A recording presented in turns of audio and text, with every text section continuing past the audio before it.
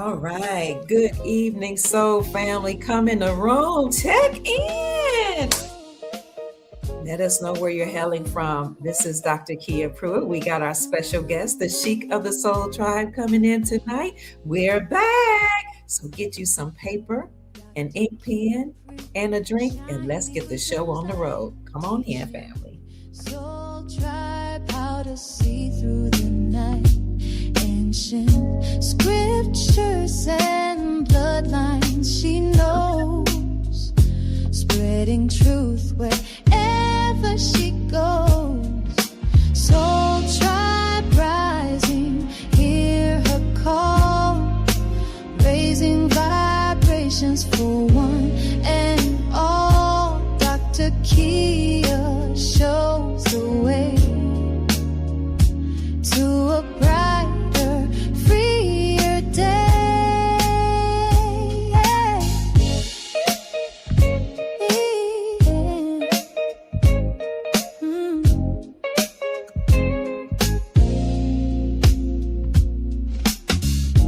Through her channel, knowledge flows, breaking chains that hold us close, teaching paths to abundance and wealth, guiding others to free themselves.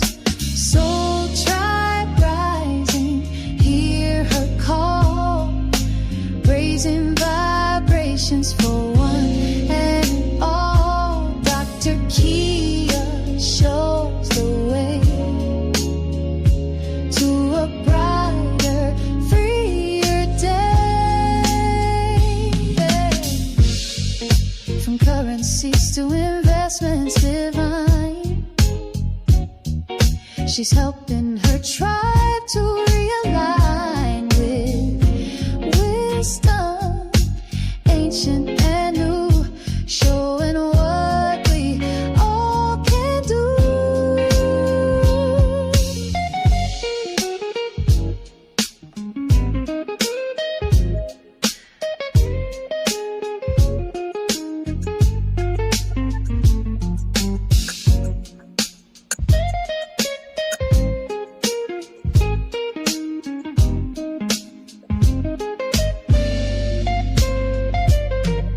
Soul Tribe rising, hear her call, raising vibrations for one and all. Dr. Kia shows the way to a brighter, freer day. Soul Tribe rising, hear her call. Sing it with me, family. Raising Vibrations for one and all. Dr. Kia. lights the way to a new And brighter day. Sing it with me, family.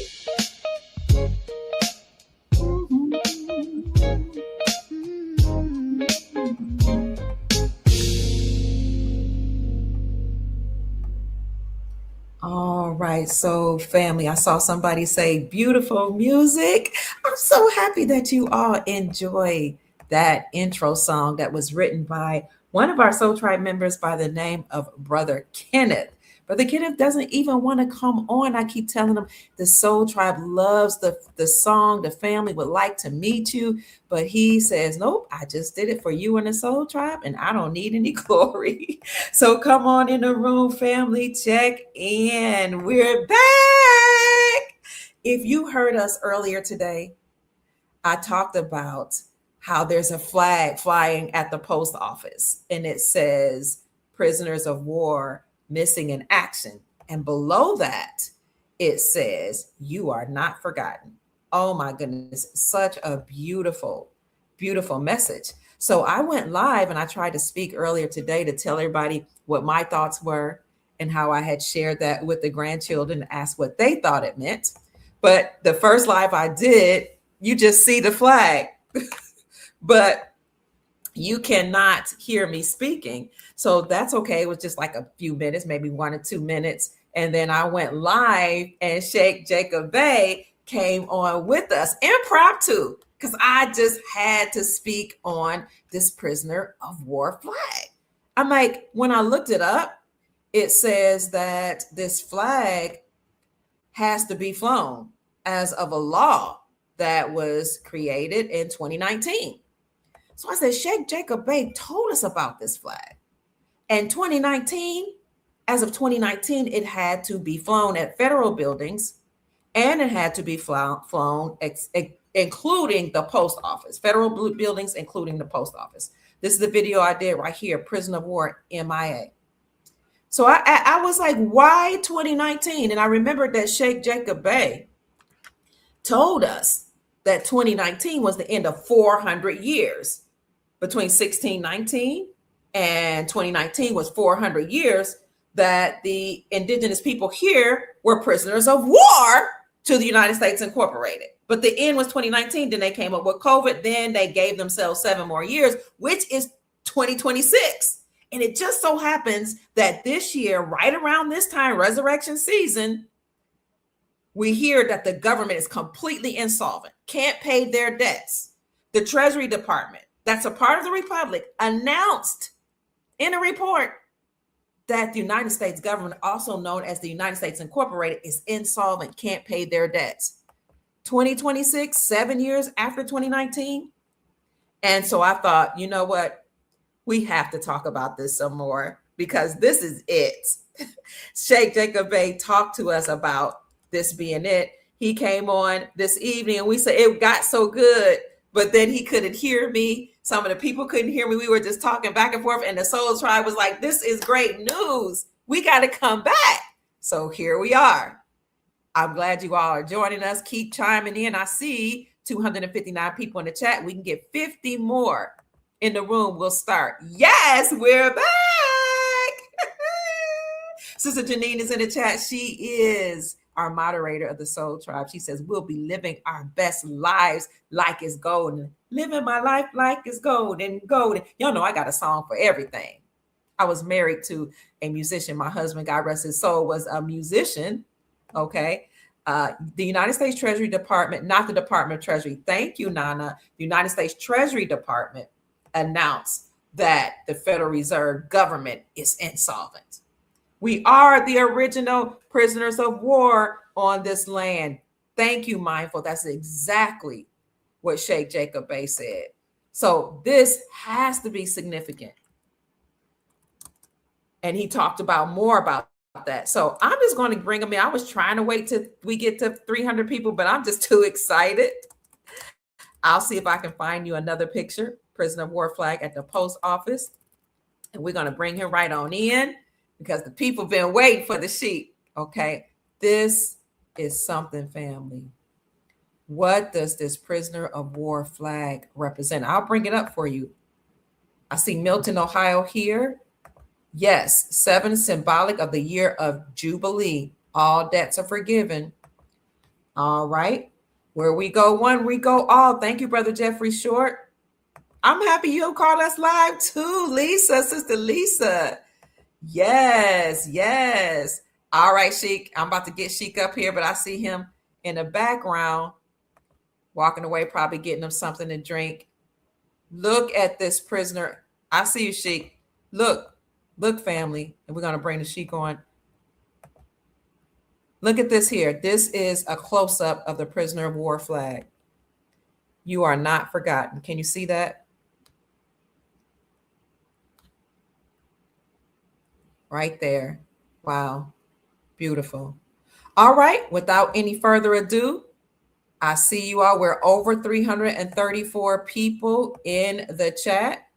Thank you so much, family. We're going to bring on the Sheik of the Soul Tribe. He said he just gonna start talking today. Y'all know he got intel for days, or he has intel for days. Hey, somebody says, hey, Mama Kia. Greetings to you all. All right, that is the prisoner of war flag that's flying right now at the federal buildings. And here is our Sheik to go in and talk to us about what's going on behind the scenes and in front of the scenes welcome with me, Sheik Jacob Bay. All right, Sheik. Hey. I'm here. Sheik, look at Yeah. this. Hey, who did that? Musically Divine, She's on it. Prison of War MIA equals 77, which is 14, and the reverse Boy, of that these is people are 41. getting this. Oh, they're getting down. Oh my God. That's deep. That is. See? Each one teach one. Come on through here. She did And that. Sister Miss K says, I drove past the post office a few days ago and I noticed the flag. I was meaning to look it up. Thank you. You're welcome. Yeah. You're welcome. That's the prisoners of war. The original ones were the Powhatan tribe, the tribe of Pocahontas. Can you go into that story briefly, because some people may not have heard that story? Yeah, so the whole thing about colonists, what they did was, Disney always tried to make it look like Captain John Smith was the one who fell in love with Pocahontas, and that wasn't her real name. It was Matoaka, Matoaka. Okay. I guess she was the original AKA. but the reason why they called her Pocahontas is because when she was a little girl, her mother passed away, and her father, who was the chief of the Powhatan tribe, said, you look just like your mother. And he nicknamed her Pocahontas. That was her mother's name. Okay. Right. Okay. So anyway, 1617 was the year that the colonists came over they came over from Europe, and their mission was to kidnap the female child of the Powhatan tribe. Mm-hmm. Because the chief of the Powhatan tribe, he owned all that land that you now call the 13 colonies. Now, some people say that was part of the Algonquin or the Iroquois, Yes. but all of it was kind of intertwined. So that chief, he owned all that land, and they knew that, okay, well, we got to go kidnap that girl. So at the time, she was 14 years old. I believe she was actually married to someone in the tribe. Wow. At 14. So they kidnapped her, took over to Europe. Mm-hmm. Once they took over to Europe, they renamed her Rebecca. That's where you get that Becky from, right? Okay. So they renamed her Rebecca. John Rolfe, Rolfe, was the one who impregnated her. And they raped her, but he impregnated her. And once she had the baby, which was a little boy, they murdered her. Now, I don't know if they dumped her body in the ocean or what, but I don't know if you all remember. You remember when they had Queen Elizabeth always putting that black wreath of the unknown? No. It was a ritual every year. That black wreath was to represent the death of Pocahontas. Whoa. Right? Okay. In fact, there's a statue outside of St. George's Chapel where, Meghan Markle got married. And there was a statue of Pocahontas outside of that chapel. They know who the true indigenous people are and who the true heirs are to the world, right?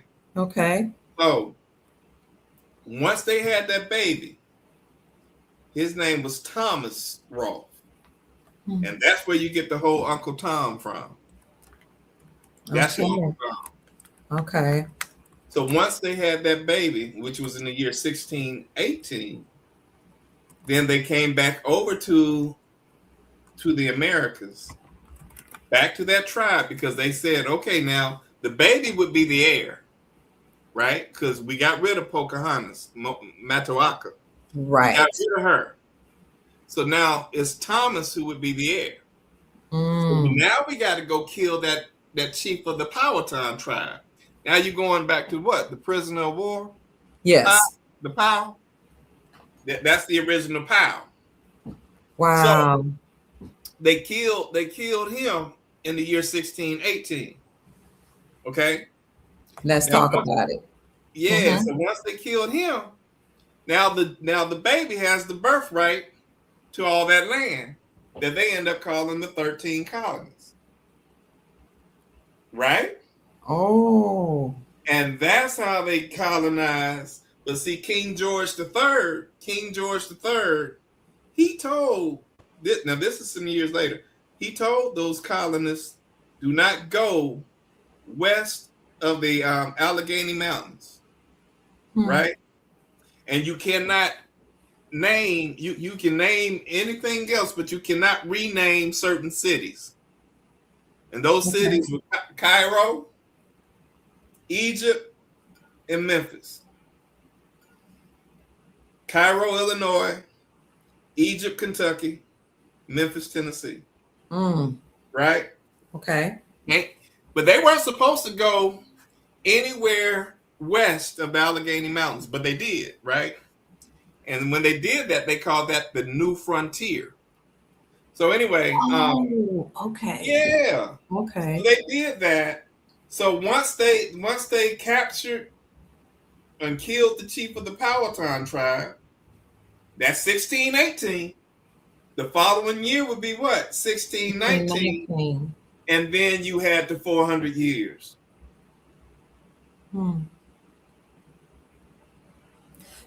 So in 1619, was there something monumental that happened to demark this being the beginning of the 400 years?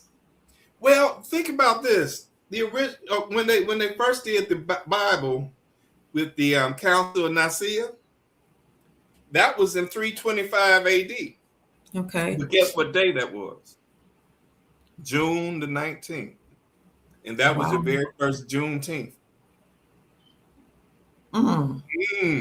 Right. So, all of your Juneteenths, everything that's related to Juneteenth is based around our people. So when they first got with that damn Bible, let me not say that. When they got with that Bible, that was Juneteenth, 325 AD. Anybody can look it up. That was the first Juneteenth. Girl, just 619,000 days. 619,451 days later. Guess what they did? They passed they made Juneteenth a national holiday. 619. 400 years. And 51 as an Area 51. They did that. And they made it a national holiday in the year 2021. We'll add up 20 plus 21. 41. They did that. So what was this contract that happened in 1619? Was it like a verbal contract, a written contract? No, I don't know what made this happen the way it happened. But I told you, the other day that this started back in 1555. Okay. And in the year 1555, that's really when they first start messing our people up, right? And that's when they start, they took that 64 years to be able to make you forget your name, your nationality, your language, where you came from, separate you from your families, just bring you down to your lowest level, right? And then they could now conquer and divide. But it took 64 years. Well, guess what? Add 1555 plus 64, you got 1619. And you remember what I told you. Okay. Yes. And it was a so-called white supremacy ritual that they did, right? And I told you that the home to the KKK was right off of exit 14 in Pulaski, Tennessee. And it takes you down Highway 64, just like those 64 years that it took to rape your mind and get you to forget where you came from. 64 is the beast. You remember I told you when Bad Bunny was wearing 64 at the Super Bowl? That's it. Yes. As of the start of 1619, the Gregorian calendar was 10 days ahead of the Julian calendar. They give you history about what they say 1619 is. They said it was the beginning of slavery. Huh. Let me show you what they somebody says the Bible was in. What happened with the Bible 1619? BV, they said the Bible is that when the Bible came about? Well, I don't the know. Bible. Okay, so before they came out with the King James version of the Bible, they actually had King James wrote 3 volumes of the Book of Demonology. Okay. Oh, the Book of Demonology. Yes. Okay. And it was 14 years before they printed up that Bible after the last book of the 14, after the last book of the Book of Demonology, which was about a book of spells and everything else, because they were about to cast rituals on our people. Let me show you what their history books say about 1619. Let's see. Why is 1619 important in American history? I just want to see what they say. It's pivotal for 2 reasons. Let's see what they say. When the New York Times published the 1619 Project in August 2019, it marked the 400th anniversary since the first Africans arrived in mainland English colony. Why are they saying we arrived here in 1619, Sheik? That we arrived? Look, okay, maybe they just brought this up in advertisement because I was looking up the prisoner of war. But why are they saying that some slaves arrived here in 1619? Do you know? That was part of the lie. You know that, right? For real. Yeah, because I know we weren't from anybody's slave ships. Right. I mean, you know. The year 1619 belongs among these dates in historians. I'm listening. Well, if you think about it, all these people that they said that they came from Africa, they said 15 million people. They said 15 million people. All right, so in order to get 15 million people, guess how many slave ships you have to have? How many? You're going to have a minimum of at least 200,000. Or those same ships got to go back and forth, right? Now, how's that going to happen with a wooden boat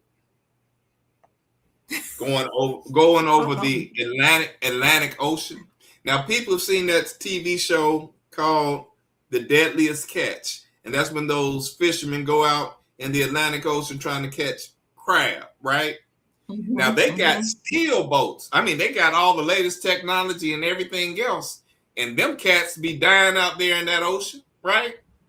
So you think a wood boat and you butt naked at the hull, you know what I'm saying? You butt naked and people are defecating on you and everything, and you're going to have, it's cold and frigid, and you're going to die of hypothermia? You think all them people came over? It's a bad investment. Because if you go all the way over there to risk your life to bring these slaves back, right? Only to have maybe 10% of your cargo survive. Right. That doesn't make sense. 90% of you got to throw out into the ocean. It don't make no damn sense to do. So you get the people that were already here. Okay. But you give them the lie, so they won't be thinking that. See, as long as you get in their head, making them think, oh, we should be so grateful that they haven't shipped us back to Africa and master letting us stay over here on his land, and all we got to do is just pick the cotton and everything else, not knowing that it's your land and he's lying to you. What about the lies, though, that they didn't only tell us this lie, they told the whole world. They told the Europeans that got here. Now, the first ones that came here, they knew the story, but their children, they don't know. Here they are hearing your great great grandfather enslaved these people from Africa. And some of these children, like the young children that I was teaching, they were literally traumatized. They were like, we don't, because they were made to feel guilty. They're like, we don't want to hear any of this. Because it was my job to teach slavery. And I was like, I will not do it. I said, I'll tell y'all what the books say. And then I want you to challenge the story. To you children classified as Black, do you believe this? Let's look up what the etymology of the word Black means. And then they were like, no, they were like, you mean to tell me we weren't slaves? I mean, they got free. And then the Caucasian children was like, you mean to tell me I don't have to feel guilty? I was like, look, we don't know. You don't know if your ancestor enslaved people and enslaved somebody and took them on a plantation. But these children were traumatized hearing this story over and over and over and over every year. Dr. Kia? Yes. Okay. This really think about Black History Month. Okay. Now, and people be tripping on, oh, it's the shortest month of the year and all that other stuff. Why don't they give us 31 days of that? No, we don't even need them 28 days of that, right? Because Black History Month only really taught you about slavery and the Civil Rights Movement. That's it. That's it, right? That's it. It didn't teach you nothing about your true heritage, about being kings, queens, pharaohs, empresses, all that. You know what I mean? It didn't teach you nothing about that, and that you are the ones who created the entire civilization. It didn't teach you that, right? Oh no. So, guess what? Fast forward to Lyndon B. Johnson. Okay. And Lyndon B. Johnson was the one who had the Department of Education. The Department of Education, DOE, as in John Doe and Jane Doe, had to be dead in the eyes of the law. And they had to mess up your mind. Right? Right. That's why they shut down. That's why the United States shut down the Department of Education. And people were tripping on it. And I'm like, why y'all tripping? Because it was a department to indoctrinate you. It was a department to lie to you, to cast spells on you. See, the first thing they taught you when you were in elementary school was spelling. That was the first thing. After they did the first ritual was to make you pledge allegiance to their flag. Okay. Right? That was a ritual. Right, because they had to make you dead before they started their day. So what did you do when you pledge allegiance? You put your hand over your heart. Yeah. To suppress your heartbeat. My God. Make yourself dead. Once you suppress your heart to make yourself dead, then they can start their day and then say, okay, now we can cast the spell. So open your book so we can start spelling.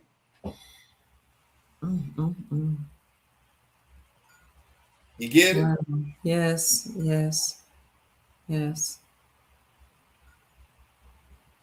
And then they taught you cursive so you can put a curse on yourself. You remember now I told you they took 64 years to make you dead. You remember I told you everything that happened in the year 64 with them TV shows.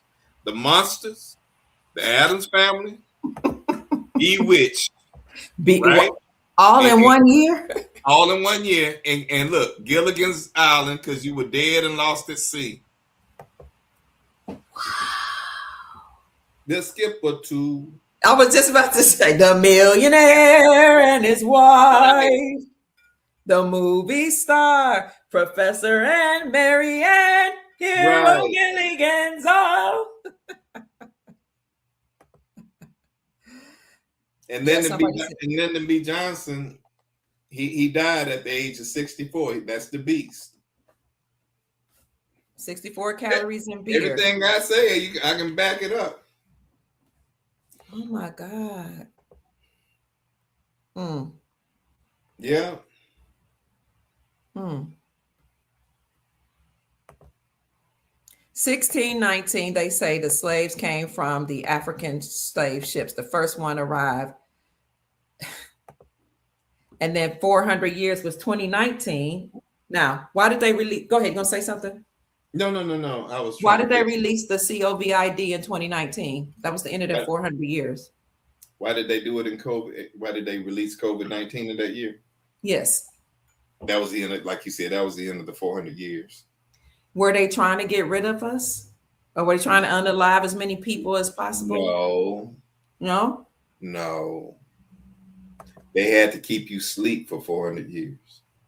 Okay. That's all it was. But it had to be some type of depopulation agenda, because they sure did get rid of a lot of people on the planet. Yeah. It's something called collateral damage. Oh. But you have to understand, here's the basic principle of it all.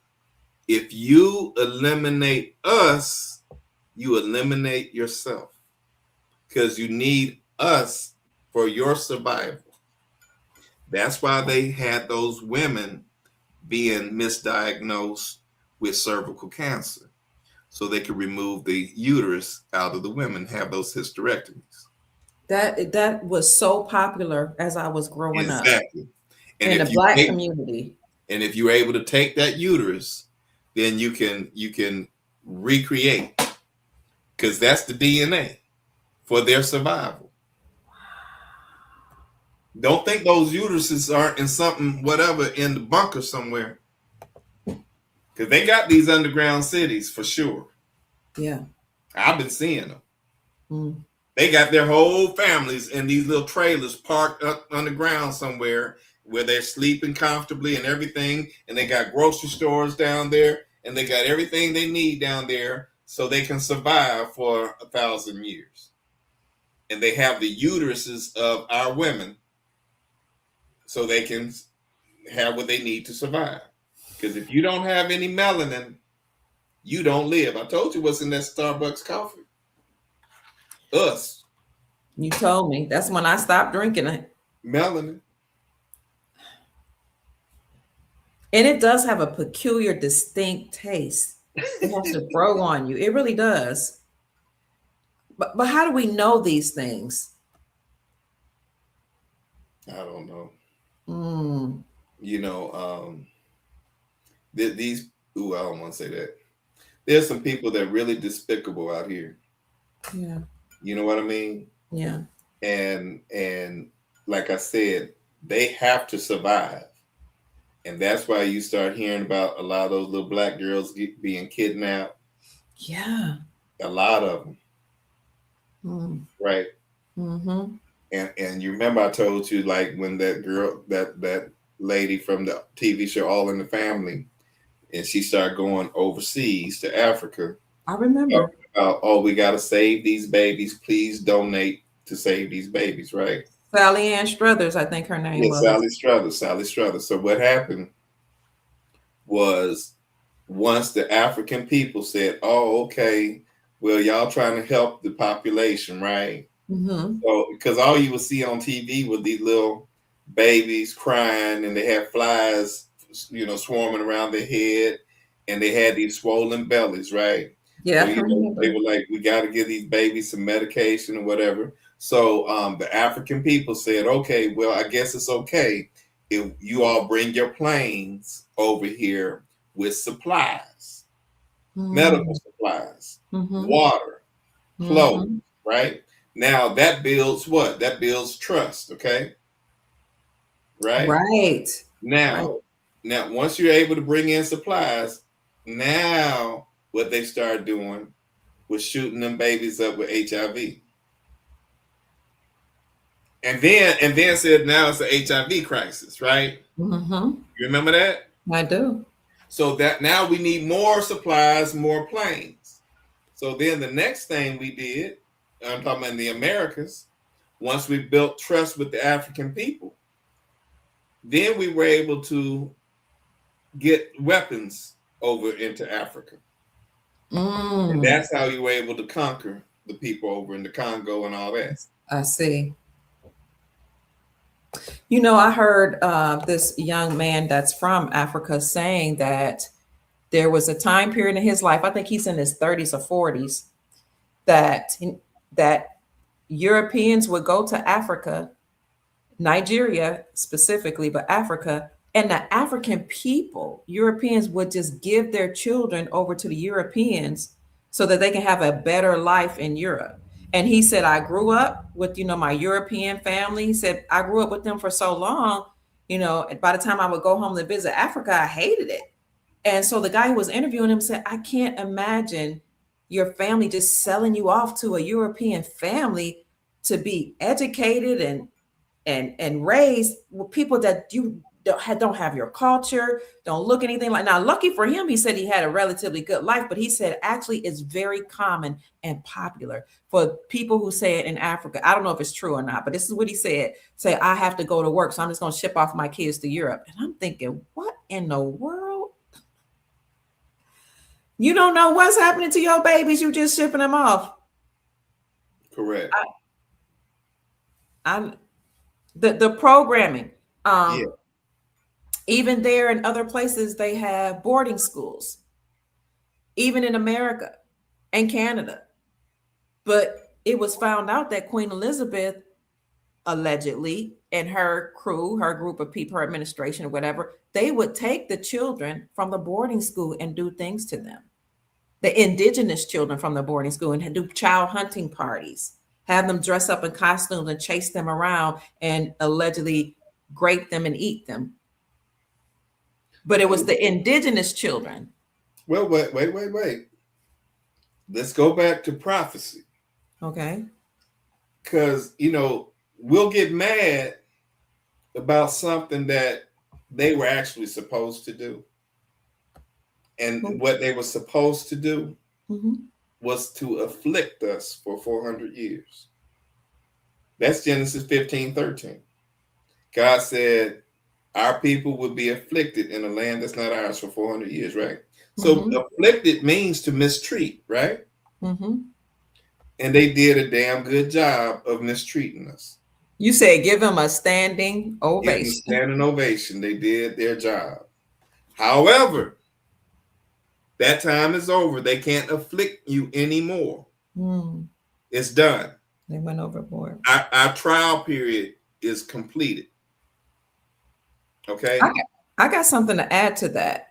A lot of people ask, why would the God of the Bible, the creator, the Most High, say, I want my people to be afflicted for 400 years? My personal theory is that this war that's here on this earth plane is actually a battle between the galactic beings that seeded us here. If you hear certain people like Chief Rod Hayes talk, and my son, and people who read the Sumerian text and they read some of the other texts, it talks about battles between certain entities. So I think the gods of the Bible, the Elohim, wrote things that they were saying they were going to do. Let these people, who are the people that were oppressed, probably Enki's children, who were the oppressors, maybe Enlil's children, because Enki and Enlil, they were Anunnaki brothers who were rivals. Enki, Enlil, and their sister Ninhursag seeded, allegedly, humanity on the planet. Enki had an affection and affinity for the people here. Enlil, the god of war, he was like, they all right. So that's just one theory, that it's not the Most High, the supreme being, the source that caused this affliction, but the gods, the Elohim, the elites that have allowed this affliction. Because I believe that these bloodline wars here are wars that were going on other places outside the earth plane. This is just Dr. Kia Pruitt. I don't know. You tell me what you say, what you think. Well, there's a reason why they left the book of Enoch out of the Bible. Because Enoch explains all that. I see. Right? Okay. That was why they took it out. And they book of Enoch also explain things about death, that we really don't die. Because if we learn that we really don't die, that body may die, but we really don't die. Okay. If we learn that, well, how would that really work for us during slavery? Because if we knew that we didn't die, You be like, shoot, let me get off this damn plantation. Let me just, get rid of this right here, so I can Right. get out of that, right? Mm, mm, You know what I'm saying?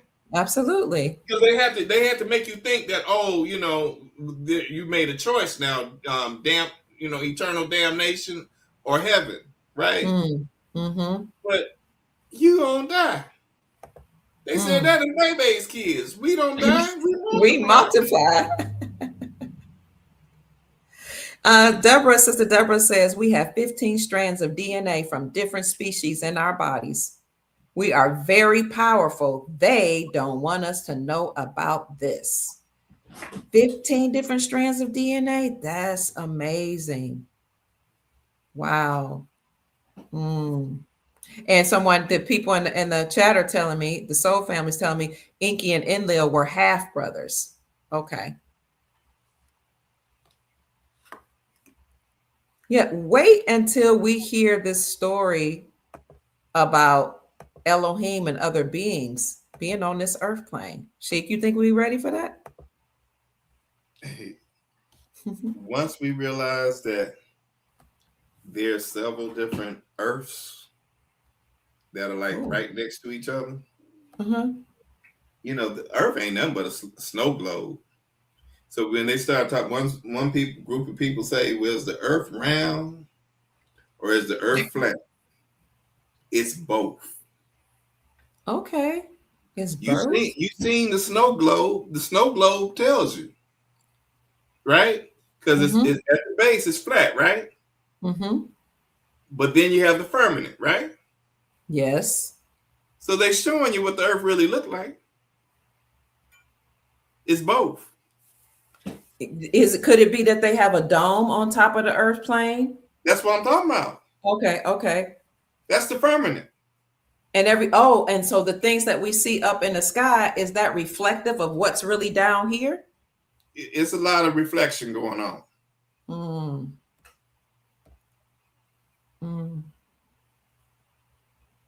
They say, Sheik, you right about that snow globe. Yeah, but they show you. They do. Put it right in your face. Yeah. That's why, that argument, oh, is the Earth flat? No, it's round. Whatever, it's both. Ooh-wee. Somebody said, ooh-wee. It's the Truman Show. Man, I tell you, thank you for that. Thank you, Inner World. It is the Truman Show. And think about every time they do one of those rocket launches, right? Mm-hmm. You notice that it goes straight up and then it starts to curve. It does. Because it can never penetrate the firmament. That's why we never went to no damn moon. None of that made sense. Okay. That was a Hollywood set somewhere in Arizona or Nevada. You know what I'm saying? And they told him start bouncing around, look like his, start bouncing around, look like, we don't have any, what's that word? Gravity. Operation Fishbowl. Never heard of Operation Fishbowl, Brother Jermaine. Sekhmet Fire Goddess, hello, welcome. It's good to see you. Says it's just like airplanes. What could she be referring to? I don't know. Have her hit you back with that. Let us know what you mean. Oh, maybe that they don't hit the firmament. Let us know. Well, okay. Well, airplanes, they don't travel around in a circle. They go whoop and whoop. That's all they do. Somebody told me, and you helped me this. They said that the pilots are military. They're ex-military usually. And they're the ones that hold the secrets to what's really going on when they're flying us around. They said they're not allowed to fly you to certain parts of the earth plane because those parts are hidden away from the people. So that's why they might send you all the way to one place and then back so they can't let you see. Is You're that true? definitely correct about that, and you're also correct about why they routed these highways the way they did. Because if you think about the planes, they only travel in the route of the highways.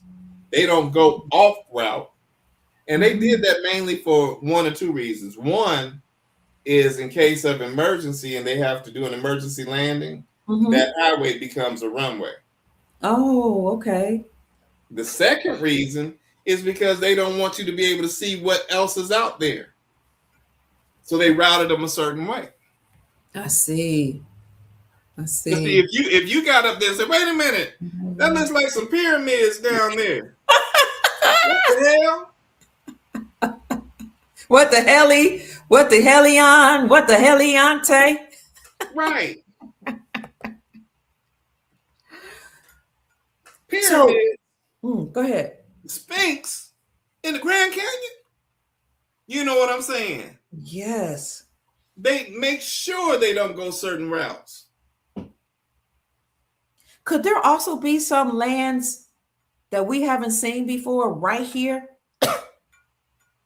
Some places that are shut off from us? Oh, yeah. Oh, yeah. They have places that are unexplored, but you can see it from maybe a helicopter or whatever. But they have some things that are just like phenomenal. Really? All that stuff is going to be unveiled when this transition happens. We're going to be like, oh my God, this is our heaven on earth for real. And we've always been in the Garden of Eden. Thank you. I love you too. I see some of the people saying, I love you, Dr. Key. I love you too. They love you too, Sheik. We love you all so much. Okay, so somebody said the so-called planets on the ground. All this is you're saying all this is going to be unveiled, and we're going to be able to hear how there are lands that we have not been able to travel on. Correct. Wow. Listen to what Inner World says. I live in Nevada. I know there are hidden things there. Or here. It's so much in Nevada, it's ridiculous. Really? That's why they have that Luxor hotel there that's shaped like a pyramid. Yes. Right there in Las Vegas. They don't do anything just because, let's try to, design it a certain way. They know that this is the promised land. They know that this is ancient Egypt. They know all these things. So out of respect, they bring that to the people without telling you what it's really about. As someone showed Planet, this plane ET. Right. I don't know if they're saying as in extraterrestrials. Plan ET. Yeah, I always said Plan ET. ET really meant Emmett Till, who was born in the year 41, but died at the age of 14. Wow. It was a ritual. And he was buried in Cook County, Illinois, which is Upper Egypt, right there in the same cemetery with Noble Drew Ali. What's the story? And that's where the land deeds are to all of the Americas. AA 222-141. What are you saying? That's the land deeds that are in Cook County, Illinois, that's recorded in Cook County, Illinois. Land deeds to the Americas. All the Americas are in Cook County, Illinois. AA 222-141. AA 222-1. I'm putting in the chat for the Soul Family. 41. Oh, I see the 1441. Did it come up? Oh, I was just putting it in the chat. Let me look it up. Oh, okay, okay. Hey, there you go. Two. You see the 141? There you go. I do. Transition. 141 means you're transitioning from white supremacy to our people. Okay, now what am I looking up? So do I put land Well, deeds or you just might put? actually see the land deeds. Okay, what By do I put? I'm just. go ahead. I'm sorry. No, you talking. So many secrets. I agree. I forgot what number you said. You said A. I wrote it in the AA chat. 222 141. 222 141. It pops up. Let me see what they say. AI mode.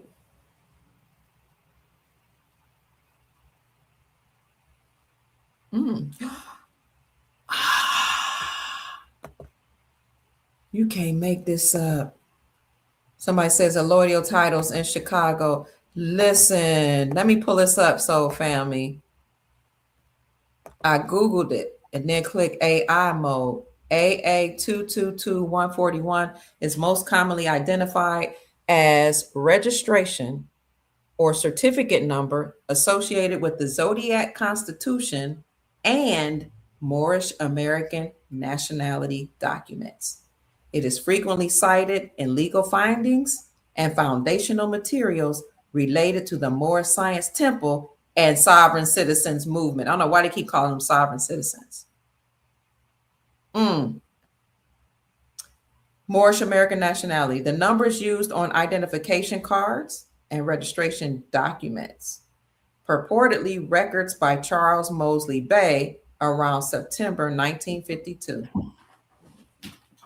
What about Zodiac Constitution?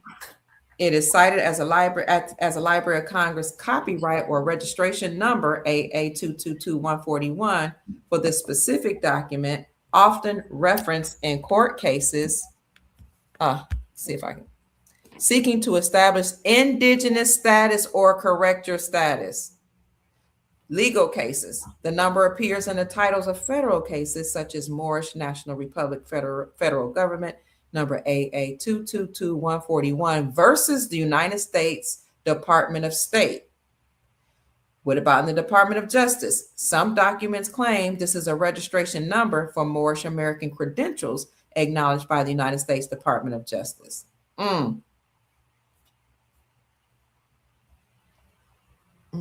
Registration or certificate number associated with. I wonder what the Zodiac Constitution have to do with us, but then it says and Moorish American nationality.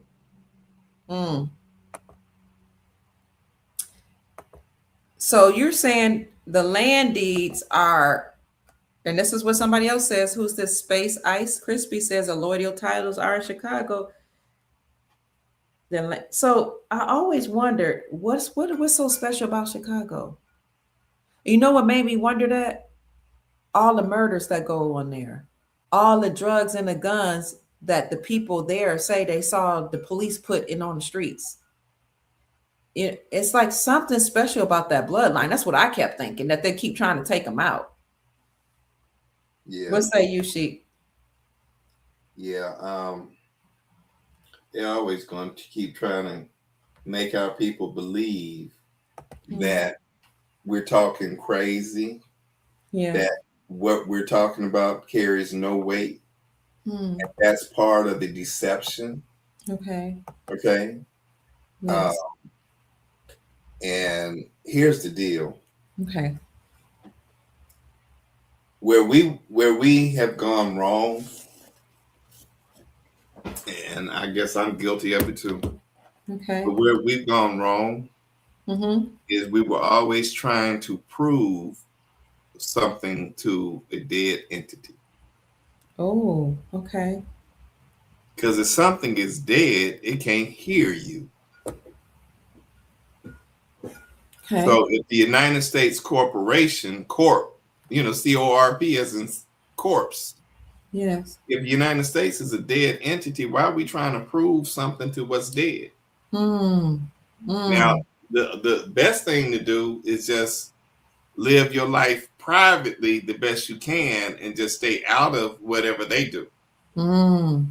But, the more we try to prove ourselves to them, we find ourselves getting deeper and deeper and deeper in shit with them, because it's more of them that have a dead system in place to keep you from being able to claim that you're living.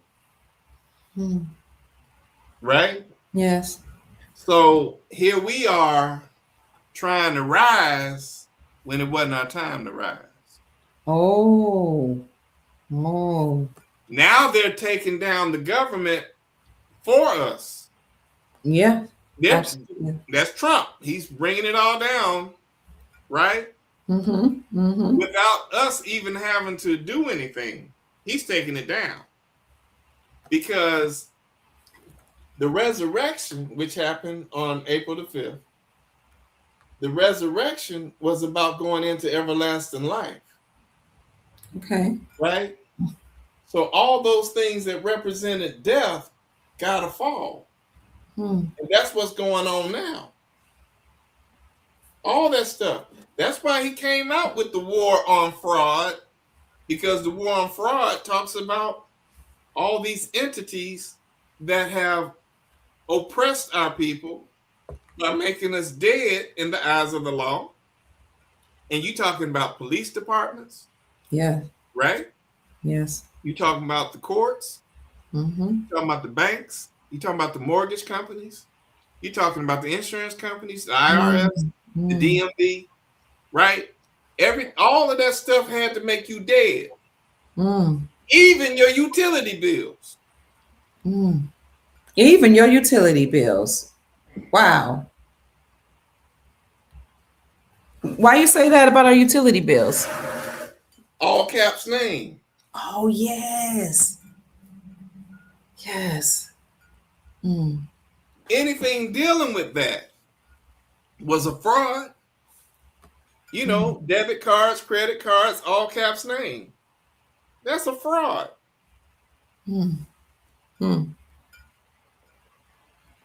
But we got to get away from that. That's where we're at now. And that's where we are. Somebody wants you to know it's 8:41 here. Oh, that's a good number. Yeah, we can see the big picture now. We see what they've been doing. Okay, who is this? JD asked me. JD Griff says, ask Sheik about May 10th. I don't know what's supposed to happen May 10th. That's 30 days from tomorrow. Okay. You be on it. Let's see. Tomorrow's 41, y'all. 410. Everything in threes, which is 30 days from that day. That's May 10th. You know, May 1st is May Day. May Day is another name for a distress signal, as in SOS, right? Yes. But you also, it's another name for help. SOS means help, right? Yes. So let's break down the word help. H is 8, E is 5, so 8 and 5 is 13. L is 12. 13 and 12 is what? 25. P is 16. 25 and 16 is 41. Yeah, sometimes I'm pretty good at this. You pretty good. You great. They're saying the Big Mama is back on the land. May 10th is Mother's Day. Is Mother's Day? Okay. So that's more than likely what's happening, because we're going to a matriarchal society. Okay. Right? Yes. So more than likely, you're going to see more things leaning towards women now. That's why they've been bringing out Melania Trump more here lately. They have been. And pushing her ahead, because we're going towards women being in charge versus the man. Now, you know, don't look at it as a bad thing, because women operate in peace, love, truth, freedom, and justice, right? So that's a wonderful thing. And y'all want your children to be safe from war. Right. You don't want you in that mess, right? So in order to do that, you need women to be able to say, hey, we're going to always have, we got to return back to nature. We got to return back to the land. We got to return back to what's good, right? We got, you know, the FDA is already making sure that they get rid of all the chemicals in these foods. You notice how other countries have similar things, but they don't have all the chemicals that we have, right? I do. So they're already talking about we got to get rid of all these chemicals, right? Because it was those chemicals. See, we were in a period of death. The United States is dead, right? So anything relating to death, they had to put stuff in the food, stuff in the water. That's crazy. But we're no longer in that death period, so they already said it. We got to take the dyes out of the food. What is dye? Dye is death. Right? Yes, sir. We got to take all that stuff out of the food. Because we got to make people healthy again. We got to go back to life. When you say we're returning to the matriarch or women, I guess women being over government or something like that, because women are concerned about the planet and the children. Whenever decisions are made, we're going to wonder, does this affect the children? And like you said, does it affect nature? But what does that look like? Are you talking about like now women are going to be mayors? Women are going to take more seats? You got several women mayors. The mayor of Philadelphia is a sister. The mayor of Washington D.C. is a sister. You got them all over, right? Okay. And you got the mayor of Memphis is a brother. The mayor of Chicago is a brother. And look, the governor of Baltimore, Moore. His name is Wes Moore. Right? Yes. They put it in your face now, and then he's coming out like now he's being interviewed more and more. Right? He's being interviewed, and they just bringing him out to the forefront now. And Baltimore's area code, y'all, is 410. Then you're 41. 410. Yes. Wow. How do you think that the men are going to deal with things becoming more matriarchal or feminine with the energies, the feminine energies? Well, the people like the Moors know.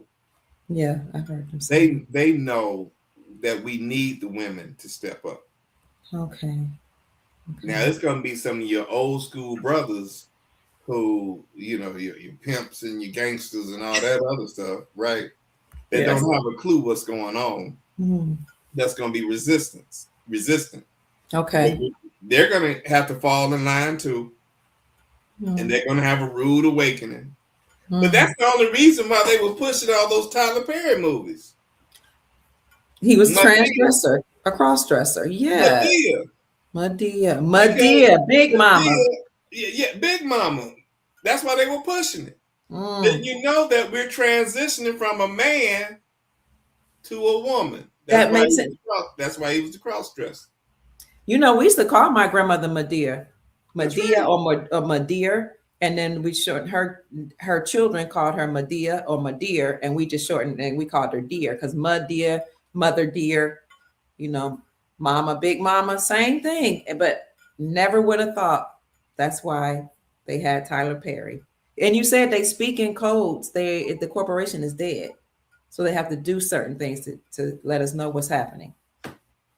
Y'all look at Martin Lawrence TV show, and you remember, look at his apartment number. His number's 42. Right, but right across the hall is 41. Shanae. Nay is 141. 141. Wow. I do remember seeing 42. And I was like, but it never really, you would just see it. You were like, oh, okay, they're showing that number. But it never resonated that it means they put it in your face. And hey, y'all, all this stuff I'm talking about right now is in my books. It's in my books. It's all in it. And it's a great story. Because I tie all this stuff together that way. I talk about the movies. I talk about the sports. I talk about all these rituals they've done. And I bring it all together. So if you're interested in getting on this is my segue to get into this. If you want to get on the waiting list for the book, email Sheik Jacob Bey at dejurelaw33@gmail.com. DEJURELAW33@gmail.com. And we also want to say thank you because some people sent him a donation or a gift on the last show. And this is his Thank you, y'all. opportunity to say we appreciate you so very Much much. love. Much love. We noticed that $ all rights reserved, ALLRIGATHS reserved, RESEVERED. And the name Jacob does come up on that, right? Yeah. Hey, can you show them the link to my page? I'm right there. I was just going there, my dear. Girl. You so wonderful. I am on it. I am on it. Thank you. Let me see where it is. Jacob Bey, right here. So he has one video up, 36 subscribers. You see, I subscribed, Jacob. Okay, thank you. You're welcome. I am going to put that link in the chat because he's going to upload videos very soon. Yeah, I'm going to start posting everything, and then I'm going to start letting people know that the book is coming on out and giving everybody updates. Thank you. But let me just say thank you in advance. Thank you for posting that link, Dr. Keith. Oh, absolutely. Somebody says Martin's mom was our mama's. I can't remember Martin's mom. It's finally happening. Yeah, things are finally happening. This is it. The government is over, is it not, Sheik? That's it. Somebody saying gay. You know, so what we think, what I think half truths is happening is that the reason why you have a lot of feminine energy and a lot of people like cross dressers, transgender, a lot of what you're saying. I really think it might have been an overcorrection of all of the energy that was in the planet, and now we needed that feminine energy so much that people were tired of it. I really think that. And it was like, I'm tired of this war. I'm tired of this hatred. I'm tired of this. They call it toxic masculinity. I don't think masculinity is toxic. I think it was just the energy of the beings that were in power that established a side of patriarchy that was not normal. And so I really think that this cross-dressing and stuff was just my opinion, the energy's flooding the planet. So you guys tell me what you think about that in the chat. Let me show you. I'm gonna break it down the way I do. Okay. All they've been doing was letting you know that we're transitioning from men being in charge to women. Okay. That's why they call. Okay, now look. Now we're gonna say man, and we're gonna change that as man representing the king, King, right? The king, okay. We're gonna just say man represents the king. Woman represents the queen, right? Yes. Okay, now here we go. So they were talking about LGBT. Come on. L is 12, B is 2. So what is that? 14. 14. Well, I left out G, LGB. G is 7. So Okay. 14 and 7 is 21. Okay. And then you got T. T is 20. 21 and 20 is 41. Yes. So there's your king right there. 41. You're transitioning from a king to a queen. That's why they added LGBTQ. Get out of here. Get out of here.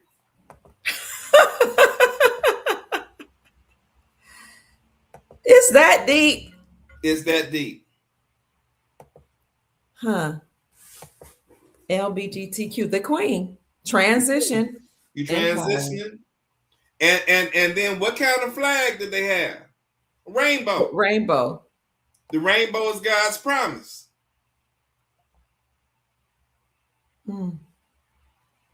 That's the covenant. And that's why when they were talking about Obama making the White House look like a rainbow, oh, he's the gay president. Man, hell with that. All he was doing is just demonstrating that this is God's covenant to restore you back to your land. Well, thank you, Sister Marona. She says, Chief, you are so important to us. Come I on. love that. That's so cool. Thank you. Upside down rainbow. Is that what they were doing? I don't know. But they are doing reversals, so that could be it. 17 is cute too, Janie says. Well, you know that we found out that's Trump's second middle name, Quantavious. That's the one we gave him. Our folk gave him. Yeah, Quantavious. Quantavious. Yeah, as in the quantum financial system. Yes. Cute. We know a brother when we see one. We think there's somebody under that mask that looked like a Quantavious. Quantavious, yeah. Let's see. Any other questions, Soul Tribe? What is Sheik's channel again? Let me bring it up. It's Jacob with some numbers behind it. Jacob 1465. Jacob Bay 1465. How soon do you think you're gonna start? I'm going to start working on it like maybe this weekend. Okay. I see you got one song. Isn't that your song that you produced? That's a song I produced. Ride Roll. That's they don't know that part of you. They don't know that you do a little dabbling in music. Yeah, I'll put up some more songs that I did too. Okay. Because people don't know. I was behind the Mississippi Cha-Cha Slide. The one go cha-cha to the right, cha-cha to the left, back it up and jump. Yes. Yeah, I put that record up. Wow. That's cool. And work with what Prince. else? What else? Who? Prince. You wrote for Prince? No, I worked with Prince. You worked with Prince. Yeah, on he did that song, Most Beautiful Girl in the World. Now, I came in on the tail end of that song when the company I was working with, they actually put it out there, and then I came in on the tail end doing marketing and promotion. That's awesome. That's pretty cool, Sheik. Yeah. Ty Speak says, I think the pot of gold represents the indigenous women's womb and the portal from to this world, the pot of gold. Okay. You're welcome. Sister Connie says, thank you to both of you. JD Griff comments, yeah, the patriarchy is nothing but a bunch of lightweight men that don't want to be in the inner enlightenment of the woman. Quantavious, we love us some Quantavious. I like watching Quantavious, Donald John Quantavious, because he says what he means and means what he says. And he'll say, I don't give a darn, but he'll say to DA, I don't give a bleep about being politically correct. Okay, Dr. Kia, you guys said the April 8th, everything will be over. Where do we stand now?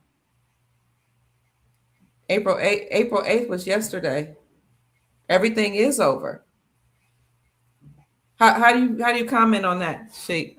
Well, people are really expecting to see an announcement, right?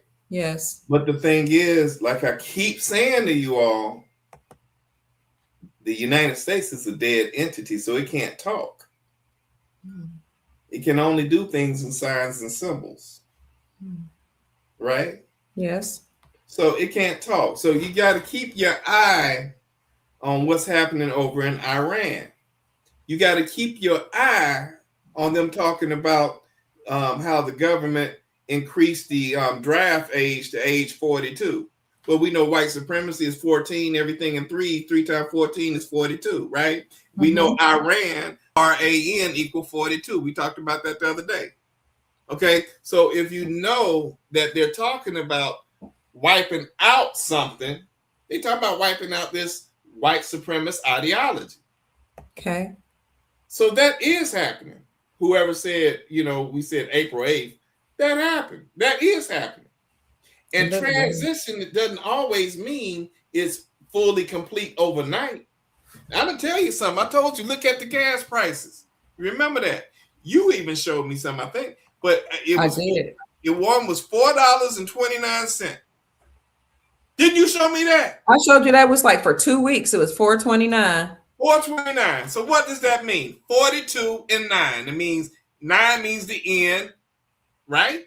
No 9 means the end or something. And 42 means that white supremacy thing. So they telling you 429, the end of white supremacy. And we did a whole show about, well, not a whole show, but we talked about that called Fill Her Up. Because I said they're going to show you in the gas prices. Yeah. You said that, and they did. I couldn't wait. They did. I screenshotted and showed you that. Who did somebody ask me? Oh, I am says breaking news. Every mail will be automatically registered for the draft by December. It probably some coded messages in there. A lot of times, who made that announcement? A lot of time, I'm gonna let Sheik speak because he might have some information on that. But a lot of times when they give news like that, they're just speaking in code, letting you know something. Okay, so you talking about those who are going to be drafted by the U.S. government and those who are not going to be drafted by the U.S. government.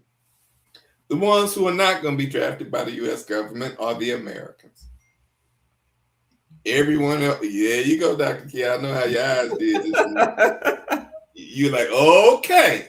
You see what I'm saying? Yes. So the Americans, as we already know who the Americans are, those are the copper-colored people, right? Yes. Those are the indigenous people. That's not our war. They're drafting everyone else.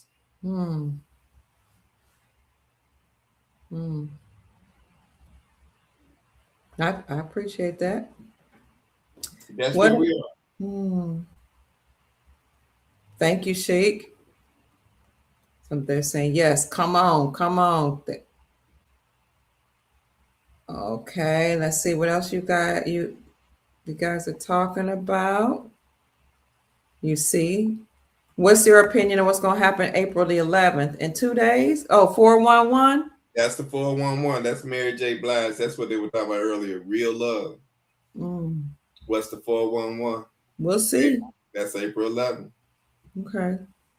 And then you're going to have one last 41, which is April the 14th. It's going to be 414. Okay.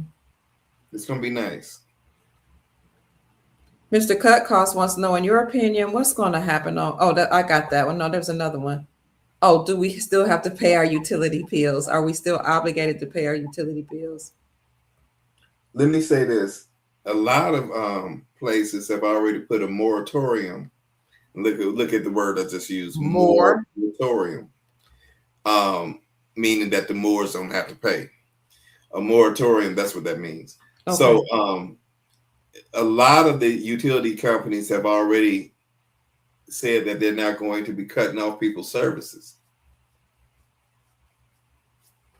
What's that mean? Cutting off their services? They're not going to be cutting off their services. Oh, if they can't pay, they're not going to cut them off?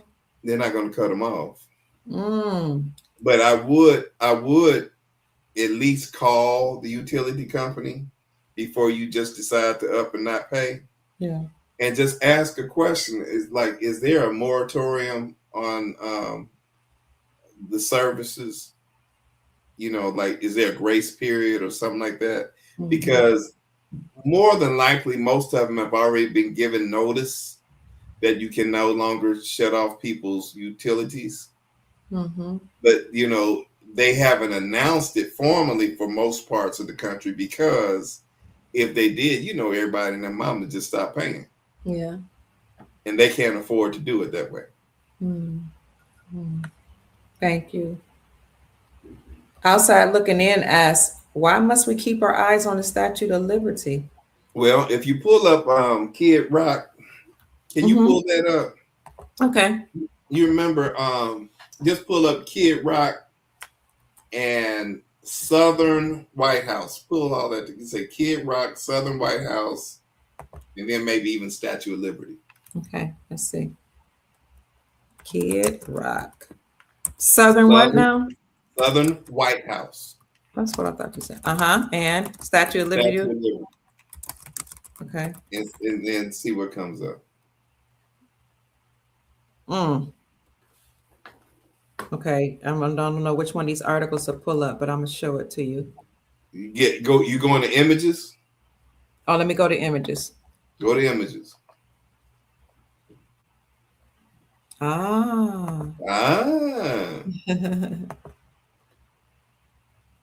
Thank you for over 1,000 people being in the chat. 1,070. Please hit the like button. I'd greatly appreciate it. Subscribe to the channel and share the video. Which one shall we pull up? Oh, here's one. Oh, here's a cool. Yeah, pull up the one with the helicopter in front of it. Right here. Here's one. Oh, here's one. Let me pull this one up. Can I see that one? Let me see. It's going to another page. 1 minute. It's pulling up something on Instagram. Come on already. Oh, I think that might be a video. Oh, you don't see it on your end. Hold on. Now, Kid Rock must be an entertainer. I don't know who he is. I remember his name. Yeah, he was always popular with early 2000s and stuff. I see this Southern White House. I see the Southern White House at the top. You see that? Yes. So what they're showing you is they're letting you remember I told you that Nashville is the new government. Yes. That's in Nashville, Tennessee, Dr. Key. Oh. And you see how they got the helicopter pointing at the doggone Statue of Liberty? You saw that just then? Oh, yes, I did. It was pointing like it's about to shoot it down. But you remember I said every time you see an HC, it means a reversal as in helicopter. Right. So they're letting you know that they're reversing the capital from Washington, D.C. to Nashville. What? And it says Southern White House. Wow. And I said Nashville is the capital of Egypt. Let me get deeper. That's why I hear in the news, and if you got any men in the chat that follow sports, right? They've been seeing a lot about LeBron James, who's 41 years old. LeBron James been talking about, y'all need to move the Memphis Grizzlies NBA team to Nashville. Wow. And all they saying is Egypt needs to come to Nashville to be the capital.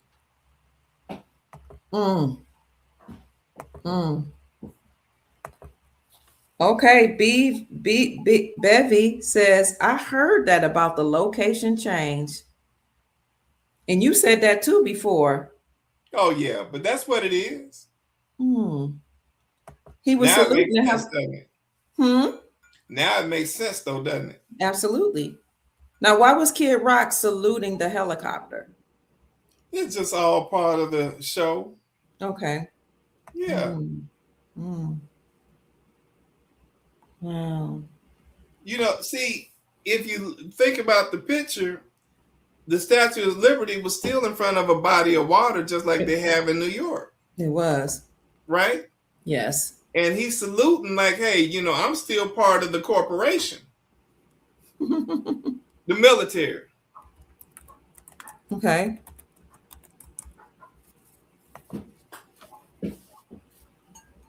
It's just it's amazing to me that they go through these great lengths to show us what's going on. Like who has the time to think of all this stuff? Oh, they've been doing it. Because if you think about all the way back to what I say when they first came up with that Bible, right? And they did it in 1619, 325 AD. They've been putting that together all along. Mm.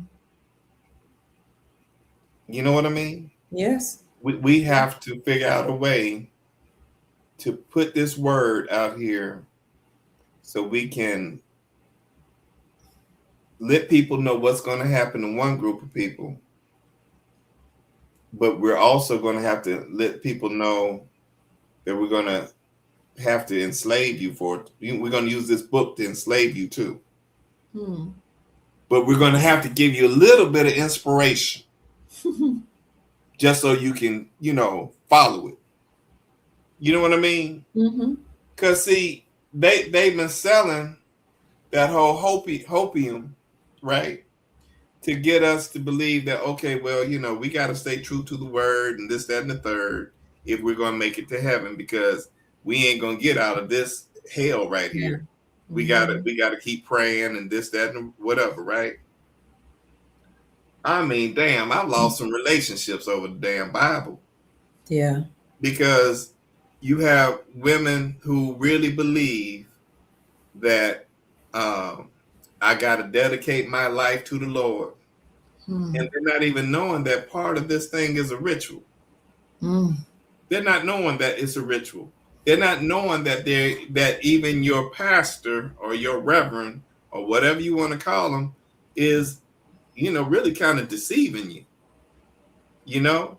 But as long as he can sing, he can give you a good message, and y'all can sing praises and everything else in church. Yeah. But they got you. They got you. They got you. But are they giving you the truth? Because at the end of the day, these people are getting the benefit for really lying to you. They're not telling you who you really are. They're not telling you that this land is actually ancient Egypt. They're not telling you none of that. No. You know what I mean? Yes. So if they're able to keep you from being able to rise, then okay, they are part of the whole ritual. And that ritual is to keep you asleep for 400 years. That's all. That's crazy. But I've lost relationships over that. And it's all good because I don't want to be stressed over somebody who is so stuck in that they're not open to, tapping into that third eye. Yeah. That pineal gland. Yeah, thank you for opening up ours. You do a phenomenal job of opening up our first eye or third eye so that we can clearly see what's going on. And the people in the chat are letting you know they appreciate it. Thank you, family. Sister Janine, put your information in the chat. If you are interested in getting on his book list, please send him an email to dejourlaw33@gmail.com. He does answer his email, family. And if you want to send a donation to his work, support his work, he's going to get that channel revamped. He's going to publish that book. Send it to $all rights reserved. Sheik, somebody told me, go ahead. I was going to say, one woman I dated, I actually liked her. She was a beautiful woman. Yeah. And I was trying to, have a discussion similar to the discussion that you and I have, right? Okay. And I'm trying to break some stuff down to her and give her some stuff that she can actually cross-reference. So, the thing about these conversations that I have with your soul tribe, I'm not speaking from the side of my neck. No, I'm actually giving you stuff that you can look up for yourself and you'll see it, right? So when I had this conversation with this woman, you know what she said to me? What? She said, they didn't teach that in school. See, that's the same look I had. Because it was like a look of defeat. Like, oh my God, you indoctrinated. Yeah. And this is somebody who was, older. We're not, our more mature years. And she's still like stuck into that indoctrination. If it's not taught in school, then it must not be true. Right. And I'm like, man, this is sad. Yeah, it is. And I really like to be. I'm real careful about who I talk to about this stuff. So Yeah. fortunately, that you have an audience that's prepared to want to learn. Yes, And they their do. minds are open to the truth, right? Mm-hmm. So it's easier to have this kind of dialogue. It's easier to introduce my book because people are like, oh, okay, he's about to tell me something that I know I can at least cross-reference, right? Right. And he can back it up with facts, right? Right. That's awesome right there. But It when is. I'm dealing with somebody who is still like, here's another woman. It sounds like I've been dating a lot of women, but and I kind of do. But you trying to get to the right one. You trying to make sure that mine is right. But this one woman said, "Is this your news or is this CNN news?" Because if it wasn't CNN, I guess it wasn't real, huh? Right. Oh, bless her heart. If they didn't say that on TV, I don't want to hear it. Right. Oh. I'm like, Lord, have mercy. I gotta wipe my hands off of your ass too. Okay, excuse me. Couldn't be with that one, huh? Right. They saying it's so sad. Hey, Sheik, somebody told us to look at the U.S. debt clock. Can we take a look at it? Oh, please. Let's see. Because all that is what the United States owes the American people. That's all that is. What? Whoa. What is it now? The United States, the debt is what they owe the people? Yeah, you see how it's getting close to 41. Here it is, national debt, 39 trillion. Is that trillion? 97 billion, 947 million. Yes. But look, here's the secret window here. Recaptured ownership. On this side, on one side, it has the Fed, banking cartel, Ponzi scheme, the US dollar, bank and loan sharks. What is it? Fractional reserve and credit. But on this side over here, it says sovereign wealth reserve. And you see gold. So ownership, the activity of managing or exerting control over something, possession, recaptured ownership. So the Federal Reserve, I guess, they had a Ponzi scheme going over here, and then now we're moving to gold. Sovereign wealth reserve, asset trust. I wonder what this North Carolina and Florida is right here. I got to look at that. I'm gonna send this to you so maybe we can break this down. Home mortgages, car loans right here, 0 to 3%. Business loans, credit cards. I got to look this up. All right, family. Thank you for showing me that. But yes, that debt clock right here is very telling, and we know they're insolvent. They cannot pay their debts. I read that if they can't pay their debts, then that means that all this government funding that's been happening is going to shut down.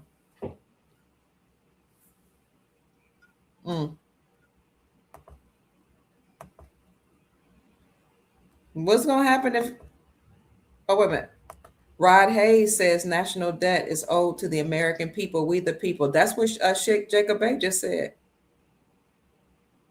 It's true as well. It's true. The elites had access to spend 41 trillion of our money. Really? Okay. It's so amazing how your soul tribe is starting to pick up on these. They are. You're starting to see through this bull. You see what I'm saying? Yes, sir. And you think, okay, y'all think I've been giving y'all some jewels. I'm telling you, my books are like 100 times deeper than anything I've ever said. And I'm really connecting all the dots to answer everything you ever thought about in your life and didn't know. And I appreciate it. I'm looking forward to it. I remember you telling me about the book. You've been writing it through the years. But I started it I started it because, when COVID began, 2019, because I knew it was the end of the 400 years, and I said, okay, it's time to write it. Now, was I commissioned to write it by a higher spirit? I don't know, but something gave that to me, and I just started writing it. Wow. And I'm not going to be sitting on this like, okay, when is he coming out with it? No, it takes some money to, really print up what I got to print up, because if y'all saw everything in my emails, oh my God, I have thousands of emails from you all wanting that book. And some people said, one man said, I want 6 books of each volume. And I have 5 volumes. That's 30 books. Wow. Wow. And one lady said, I want 6 books of volume 1. I'm like, this is amazing. and I got several of those kind of requests. Because they believe that they want to make sure that their children and children's children have these books. Because it's like, we want to make sure that we don't ever fall back into this trap. Absolutely. Who's that? Grady says, Dr. Kia, the top of your screen says 41. Does it? I don't see it. But that's awesome. Since it does, I don't want to say, wow. I can sense his authenticity through the screen. Oh, Sister Cynthia, that's so kind. Thank you, Cynthia. Wow. So we started off talking about that prisoner of war flag that's hanging up at the post office.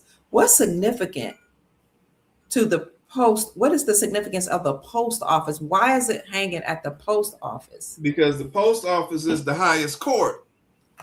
Okay. That's the highest court on the land. You think about it. Think about the currency, right? Yes. And your currency you got the $1 bill with George Washington. You got the, there's a $2 bill, and then you got the $5 bill with Lincoln. You got a $10 bill, and you got a $20 bill with Andrew Jackson, and $50 bill. But the highest currency is the $100 bill. So all the rest of them got presidents on it, but the $100 bill, which is the highest currency, has the Postmaster General on there, and that's Benjamin Franklin.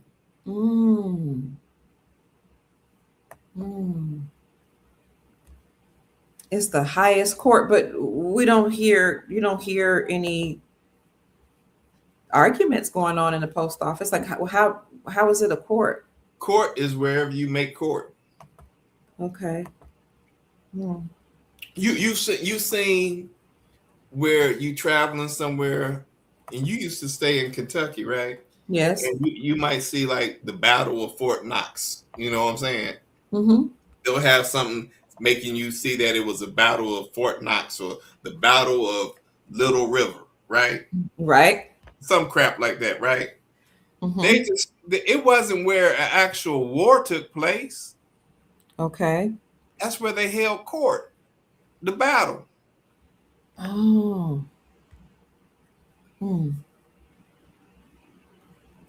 Okay. That's where they held court. See, we've been thinking that, they actually shot some folk down. No, that's where they held court. Okay. They're like, yes. 6 is family. Did we say something about the number 6? I can't remember if we said something about the number 6. Okay, and we already talked about how Sheik is looking for a best friend. He can be mine. Sister Lisa said you can be her best friend. Hey, Lisa. Hey, Lisa, check this out. I got to give you this one. I'm going to do my numerology. L is 12. I is 9. 12 and 9 is what? 21. S is 19. 21 and 19 is 40. A is 1. 41. There you go, baby. Okay, then. I can dig it. You remember when Michael Jackson got married to Lisa Marie Presley? Yes. Right? Now, this is in my book, y'all. Okay. Do her initials, LMP. L is 12, M is 13. So 13 and 12 is 25, and P is 16. 25 and 16 is 41. and her name is Lisa. Wow. Lisa is 41. It was a ritual.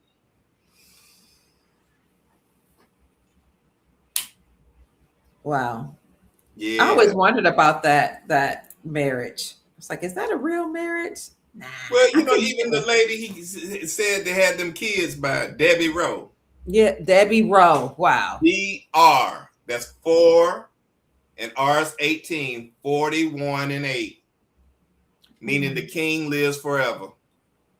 It was a ritual.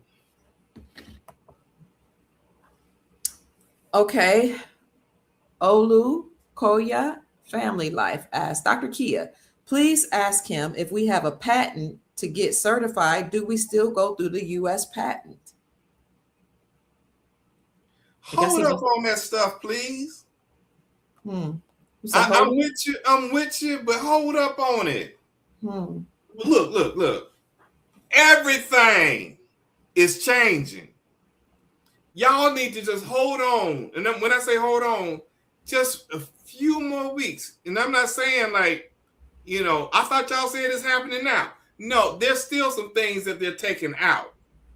But just hold on, because things like your passports, these driver's licenses, how they're doing business, right?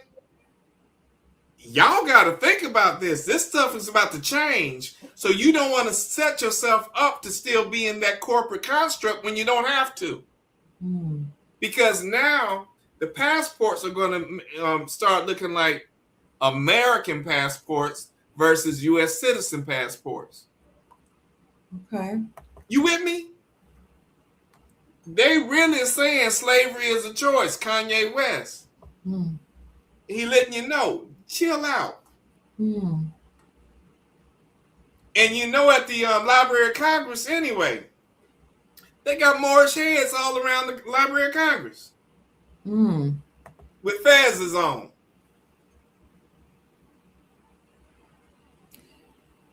Speaking of, now, the Moors with the fezzes, it seems like the Moors are back in control. Are these the same people that colonized us, or are we saying we're in Moors? I'm just asking. You got dirty Moors and you got good Moors. The dirty Moors were the ones that had to keep you asleep. We talked about it a little earlier, you know, when we did your live earlier. Yes. We went into that. And I'm not mad at them because they had a job to do. I'm telling you, it's all about, let's not get caught up into what they did, because they had to do it. They had to keep you asleep for 400 years. They had to do it because prophecy must be fulfilled. We couldn't get around that if we wanted to. Okay? But that prophecy has been fulfilled, and they can't do what they did to you anymore. That's over with. Okay. I can dig it.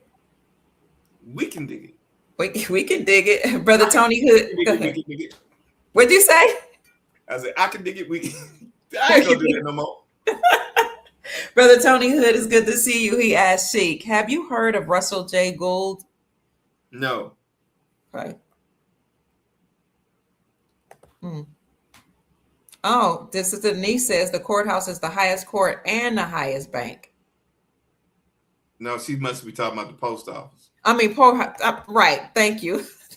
You getting sleepy? I am. All right. You need to start shutting it down. I appreciate everybody. Levitate says appreciate it. We appreciate you. A few years ago, the debt clock used to show the real value of precious metals. I remember that. They edited that part out when melanated people got hip to it. Well, the deal is our people are the credit. Come on through here. So the coppers, you know, that's the credit. Okay. You know, that's why they had to remove that penny out of the United States government, because the penny represented our credit. And that credit does not belong to a debt-based system, which is the United States government. That's why they had to remove it. You with me? We're the When credit. when you say we are the credit, what does that mean? Because I've heard Chief. I am getting sleepy. I heard Chief. Let me do it like this. Let me do it like Okay. this. Because I simplify things.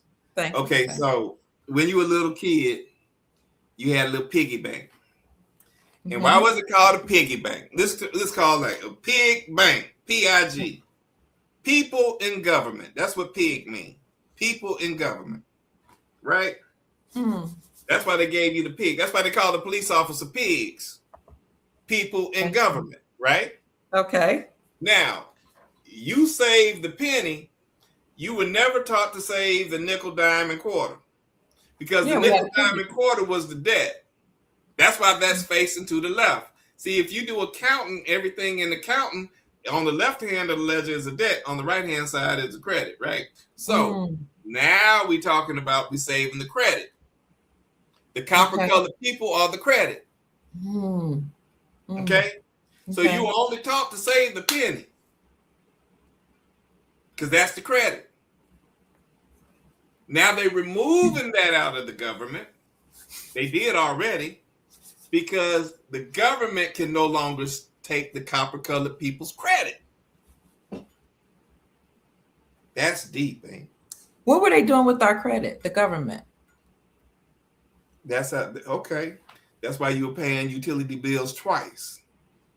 Because you were already, they were already taking it out of your exemption account, right? With that birth certificate. But then they had you paying it again out of your labor with the fiat. They did. Right? Yes. That was the trick. But they did that to everybody. They didn't just do that to the copper. They put everybody in slavery in 1871. And that's what I think people don't realize when they say slavery was over with the Emancipation Proclamation. It was not over. It was expanded. It was expanded. It was called involuntary servitude. Maybe voluntary servitude. Think about it. Because if you sign for something, then you volunteered to be in it, right? Yeah. So I need you all to come out here and turn on my electricity or my water. Oh, I'll sign this, even though I know that it's supposed to be free. You know what I'm saying? Well, you said it's supposed to be free, and our sister Crystal asked, well, do we get that money back? Because we paid these people. They got paid twice out of our trust, and we literally handed them over fiat. Are we getting that money back? You're not going to have to be paying that stuff no more. And when you have access to your trust, yes, I would venture to say you are going to get it back through us having access to our trust. But Sheik is the expert in that area. Oh, I'm not an expert in that. Okay. I'm just telling y'all what makes sense to me, because what makes sense to me is if you're not in a debt-based system. Remember now, Revelations 2:1, God said there'll be a new heaven, new earth, and no more sea, right? Yes. So if there's no more sea, then we're no longer dead and lost at sea. We got to go back to the land. The land are your resources, what belongs to you. So if the water belongs to you, and the electricity belongs to you, and the gas belongs to you, they can't charge you for what's yours. As you hear, go ahead. No, I'm sorry. Go ahead. As I hear you saying that, this is good news for everybody, because they can't charge us on our land. We are the copper-colored races discovered here by Christopher Columbus. We are the 1828 Western definition of American. Since they can't charge us on our land, nobody will be charged on our land. Correct. Hold up. No, wait a minute now. Okay, I got to make sure I put this on the record. Okay. So what really is happening, those who come over here the correct way with that $5 million Trump card, right? They do have to still pay the American people, because they got to pay our people a tribute for being over here. A tribute is taxes. Okay? So they still have to do certain things just to be here. It's not going to cost the American people anything. I see. Okay. The American but people. Those who are visiting or wanting to stay here, they still got to play by the rules of the American people. Well, it makes sense because, I mean, even when I think about Donald Trump, he was saying when people were importing things into our country, they didn't have a tax. Now they got to pay tax. And so it makes sense that you have all these people here accessing our trust, getting access to our resources, living their best life, living the American dream, but they weren't paying us anything that I know of. Well, but they will say I was a United States taxpayer. I have heard them say, but I paid my taxes. But they didn't pay it to us. I don't care nothing about that. They paid it to the government. The government is not us. I can dig it. Yes, sir. You're right. That's not us. They was paying their taxes to the government who gave them privileges for being a citizen on our land. And now the government did this, and this was effed up that they did this. They said to women that they really used our women. Oh, they did a number on y'all because they said, okay, well, we'll give you all certain benefits. We'll give you all HUD. We'll give you all Section 8. We'll give you all welfare. We'll even give you food stamps, right? But you better not have a man living at your house. Yeah. Right? That means you can't have a father around these children. Right? That's what it was, right? Right. That was the whole thing about the movie Claudine. With, I remember that. Diane Carroll and James Earl Jones. I remember sneaking and watching my mom watch that movie. Right. So that was what that was telling you about, how they used the women. Because they also knew, when I say they, the government, they also knew that we're going to put the court system in favor of these women to help keep the families divided. You see what I'm saying? That's why men are like saying they don't want to get married now because the women are going to court and taking all this stuff. Yeah, that and for these brothers that keep falling for this trap, because it's a trap. We gotta realize what the system is designed to do to us, because it's not designed to promote families. It's designed to tear the families apart. Yeah. Right? And to have you in forever servitude, because now they can further impose their laws on you by holding you in contempt if you don't pay that child support, or if you don't do what we say do.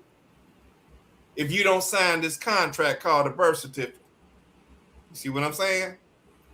Because the birth certificate gives ownership to the government of those children. And like you said, and your brother Chief Max said, that's why you create those trusts to put your children in the trust, and then the government can't control your children. And that makes sense. It does. I used to ask the question, but what about the fact, what do you say to the woman if she was in an abusive marriage, or her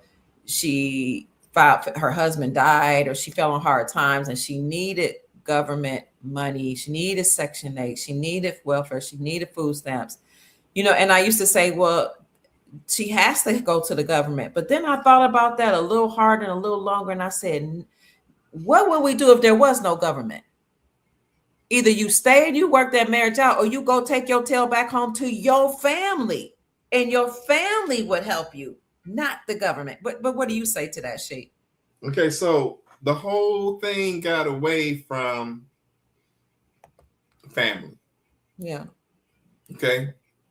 Because it became so designed from birth.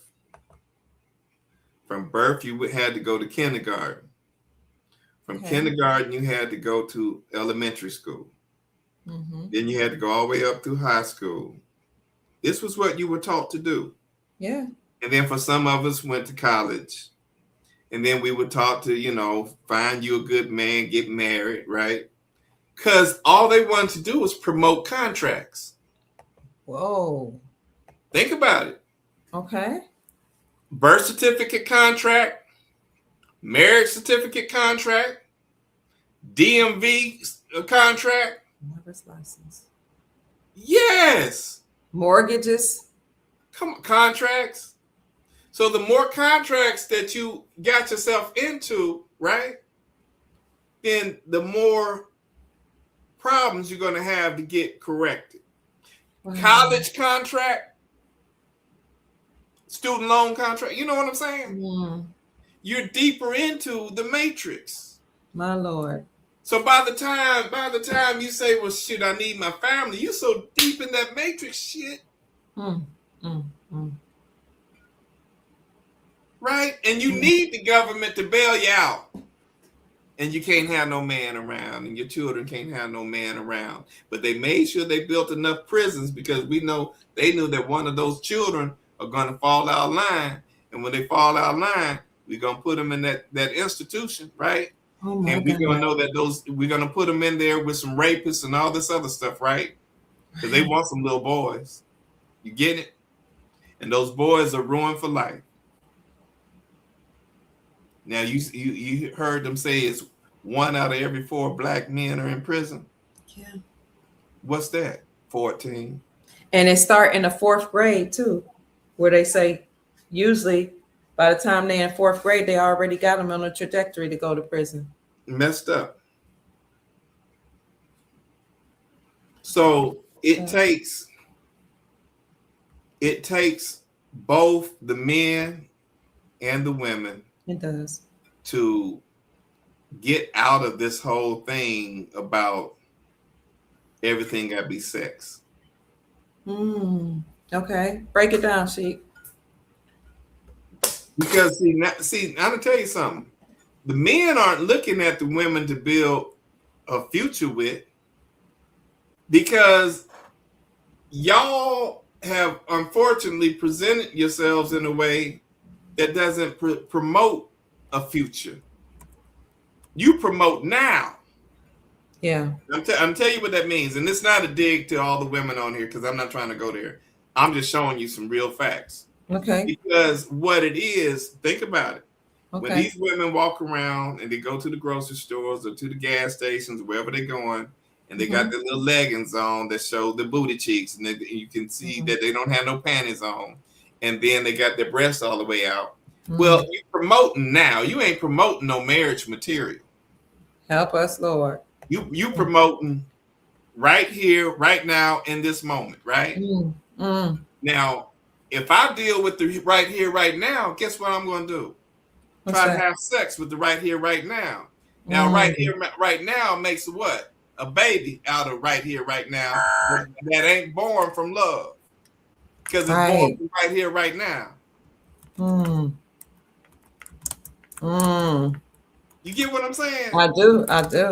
So if it's born from right here, right now, ain't nothing going to happen for that baby.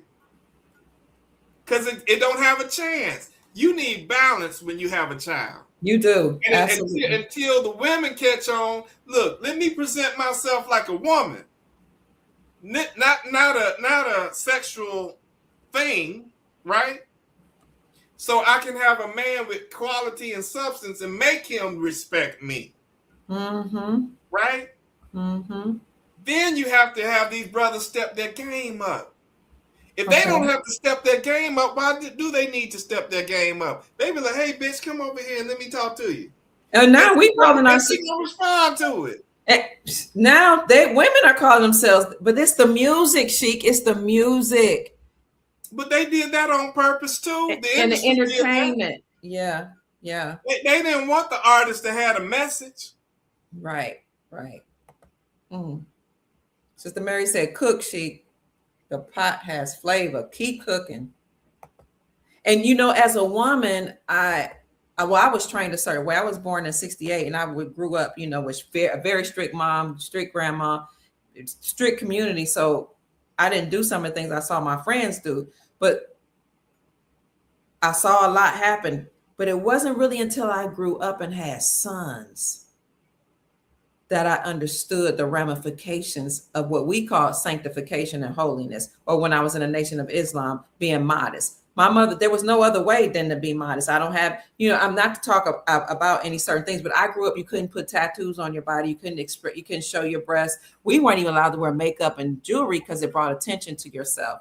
But once I had my sons, by the time they were teenagers and I raised them a certain way, and I saw how women was throwing themselves at them and calling them names because they were squares and you always around your family. And, my sons were ready to date. They were like, no, you don't own a car.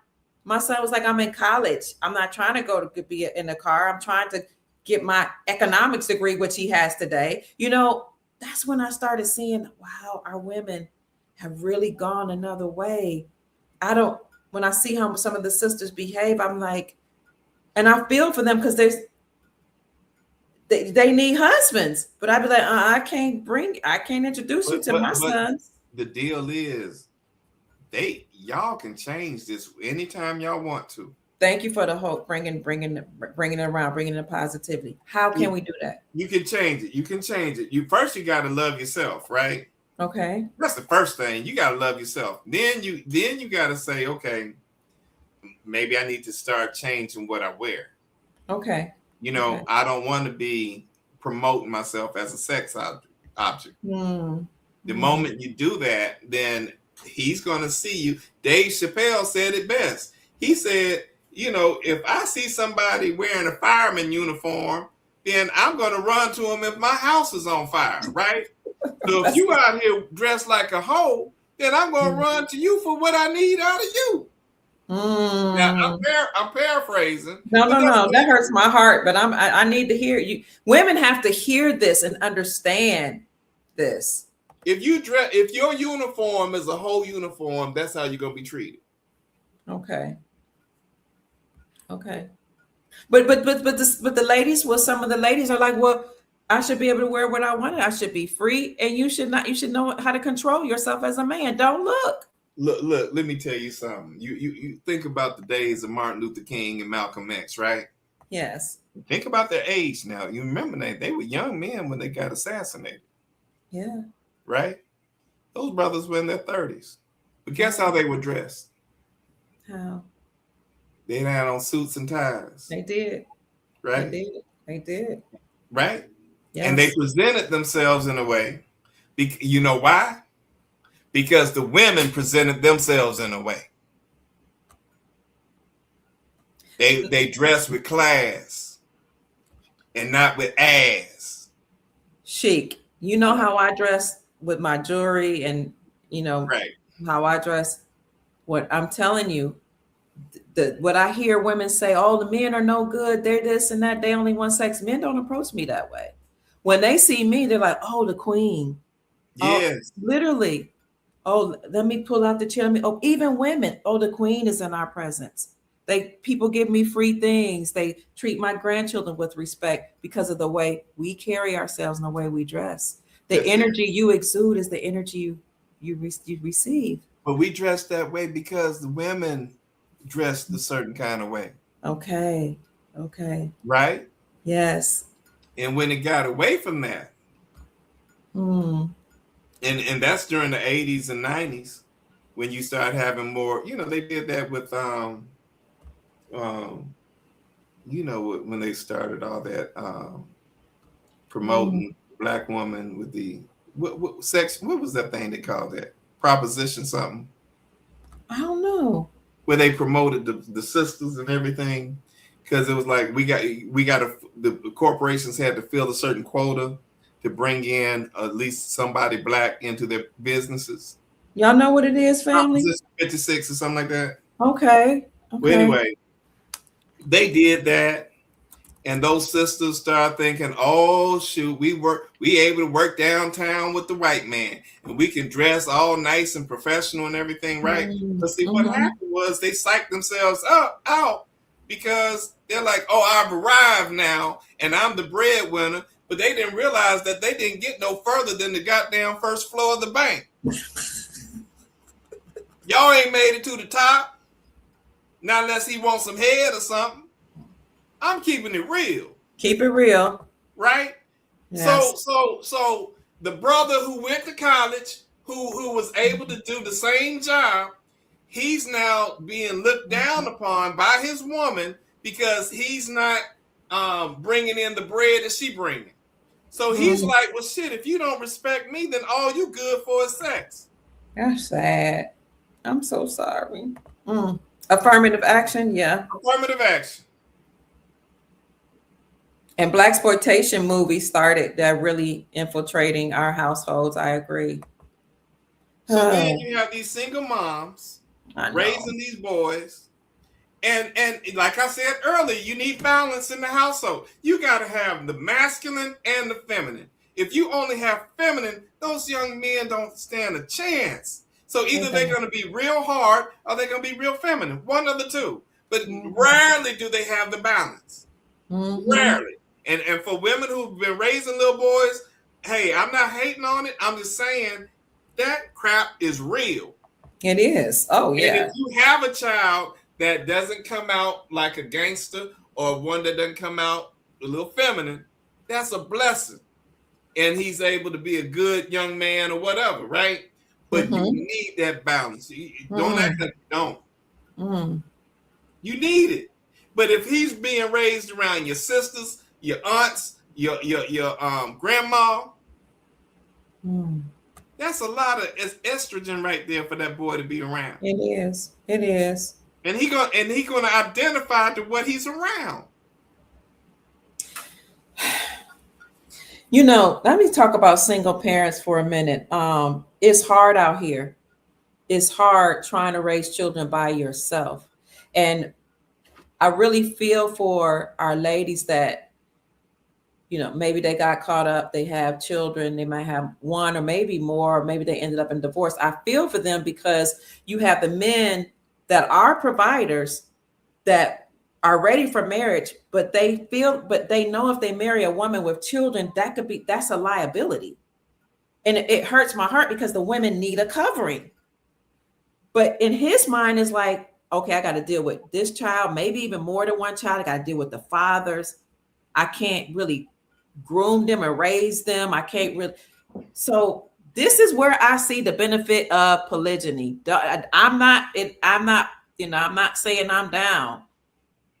Let me throw this at you. Okay. When you have any man that takes on children that aren't his, he still has a situation.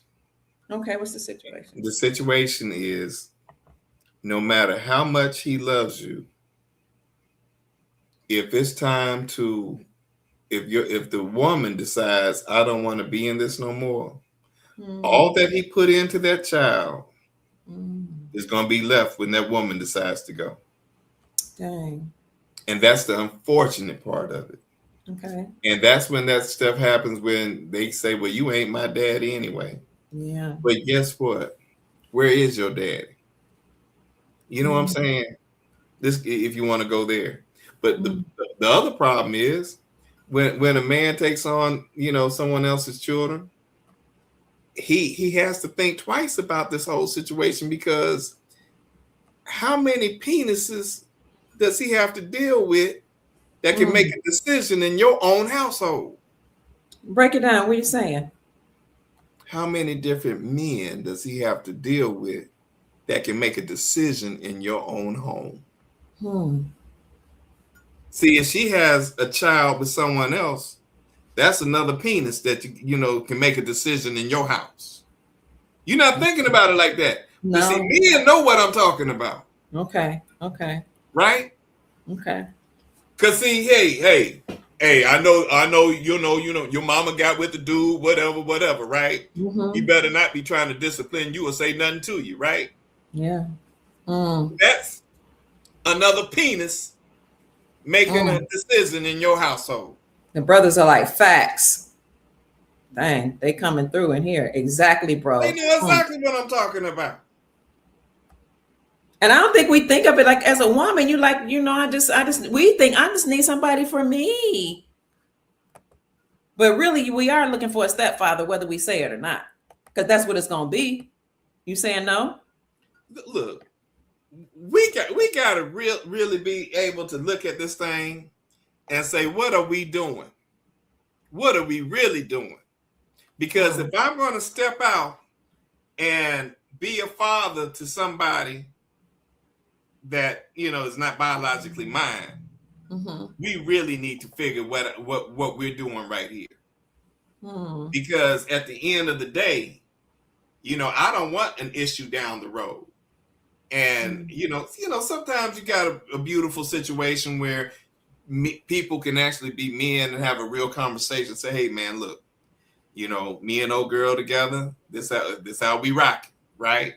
And I'm not going to abuse your child. Yeah. That ain't me. Right. But if your child gets out of line, what I can do is I can put them on the phone with you, just in case, and then we can discuss how we want to discipline them at that point. That's a beautiful. And Sister Harvetta Bay is in the chat. I've spoken to her on a live. She came in and spoke to our personal group. She was a divorced mother of 4. When she met her husband, he adopted all 4 of them, and he already had 3. Now they have 2 together, and they've been married for some time now. She said, I thank God for him every day. And that's one of the rare, beautiful stories. Yes. That's called a success story. That is. Right? God bless you, Sister Harvetta. That's God bless you, baby. But how many of them do we really have? Oh, no. You know what I'm saying, though? Because I told my children, absolutely not. Right. It's too much. It's too, and I'm a woman. I'm a mother. Absolutely not. You got to deal with all the men. You got to deal with the children saying you ain't mine. You got to build another man's legacy, pour your legacy into another man's seed. I don't even know if that, I don't care what people think. One woman told me that, hey, she has two daughters, and I have my 2 children. And she said, well, if we get together, can I, if something happens to you, will you leave the house to me? Right? And I'm over here like, you ain't even considered my children in this equation. Wow. Oh my God. Think about that. I said, why don't we do this?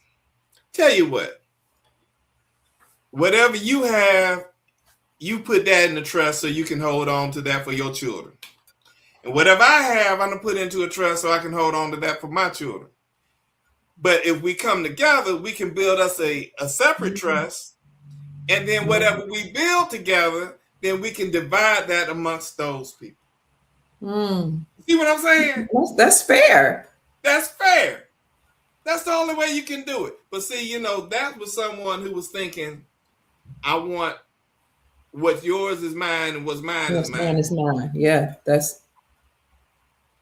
Sheik, my oldest son, he's always had, he has an affinity, like he just has an affinity for, always had older women. That thing. Even when he was 19, he dated a woman that was older than him. But the situation has been, if the ladies had children, because he came from structure and he had his dad in his life, my children's father was always in their lives. God rest his soul. He felt like there should be order and structure, but a lot of women who didn't have that would let their children kind of run roughshod. And he was like, that's become a problem because I like order. I like discipline. I like structure. That's how daddy was. That's how I am. And that's why I'm like, I don't know what we gonna do. What we gonna do with all these babies that don't have a father and father figures? You want them to have that. I don't know. I don't know. But see, it starts with women demanding more respect. Because once you demand more respect, the men are forced to come at you correct. Yes, sir. I got you. Once they come at you, because I'm gonna tell you, men, you know how men do. Right now, all we think about right now to be able to pull a woman is have a nice car and have some money in our pocket. That's all we need, right? But to step our game up, we need to know how to put a sentence together, right? Because if you all are demanding more out of us, then we will learn how to put a sentence together. Right? We will learn how to use a fork. Hey, we will learn how to use a spoon and not hold it like this. You know what I'm saying? We will learn how to use a spoon correctly. Because I've seen that before. I'm like, damn, that's how you ate around your girl? I seen that. Step your game up, right? Hey, another part of it is you'll learn how to even clean your own house. You know what I mean? Yes. You clean your own house. So you like, hey, I want to always make sure that when my woman around, she knows that she don't have to clean up behind me and she can relax and feel comfortable. Come on now. That's real. You've been in my house, you know. I have. Nice and clean, tidy. Very tidy. My son and I went to spend some time with Jacob Bay about, was it? Don't tell too much, you know. Keep it. I won't. But we went to, because some of the information is private, but we went to hang out and structure, order. I can only be around people that have my same mentality, people that are ordered, people that are structured, people that are disciplined. But I really feel like we need to get this family situation together, Sheik, and and we'll be fine. But like I said, when the women step it up, it's going to be better. I agree. That's what they told us when we were growing up. But now the young ladies, it's hard because they'll be like, well, why the onus have to be on us? I'm texting my son, telling him I'll call him back. You know, when some of us men will say, damn, she's sitting on a gold mine. And we mean that, you know, even though we have some metaphors with it. But what we're really saying is, dang, she is so fine that, you know, we'll do anything to have her. Yeah. Now, okay, if that's the case, then guess what? Since she knows that, she needs to demand more out of him. Like, hey, come at me correct, and you might be able to, you know, take me on a date.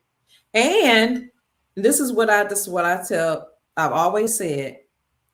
The men need to be going to the fathers. If the father was in the home, women wouldn't be getting played. Young girls wouldn't be forced to have sex earlier. Women wouldn't be mistreated and played, young ladies, because the father would be there to protect the daughter, and the man would have to go to the father and not these young women. And now a man knows a man, and the father can vet him out. And he's going to know I have to come correct when I see this young lady. I remember this young lady I dated, and I was in my teens. Okay. And oh boy, I used to be like,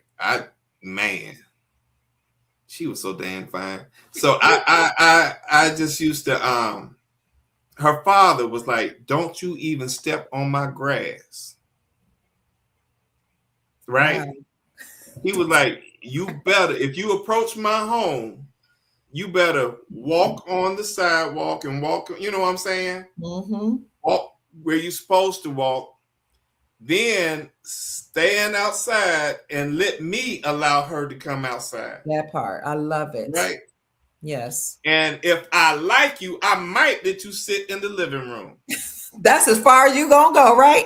And check this out. Oh boy. I mean, I dated a woman who had the boyfriends were able to roam through the entire house. And they were sleeping in the daughter's bedroom. I said, what the hell you got going on? A hotel? And I said, you letting this happen like you're promoting it. Yeah. And I'm like, I can't even be around this because that's not something that I endorse. You know? Yes. I've seen this.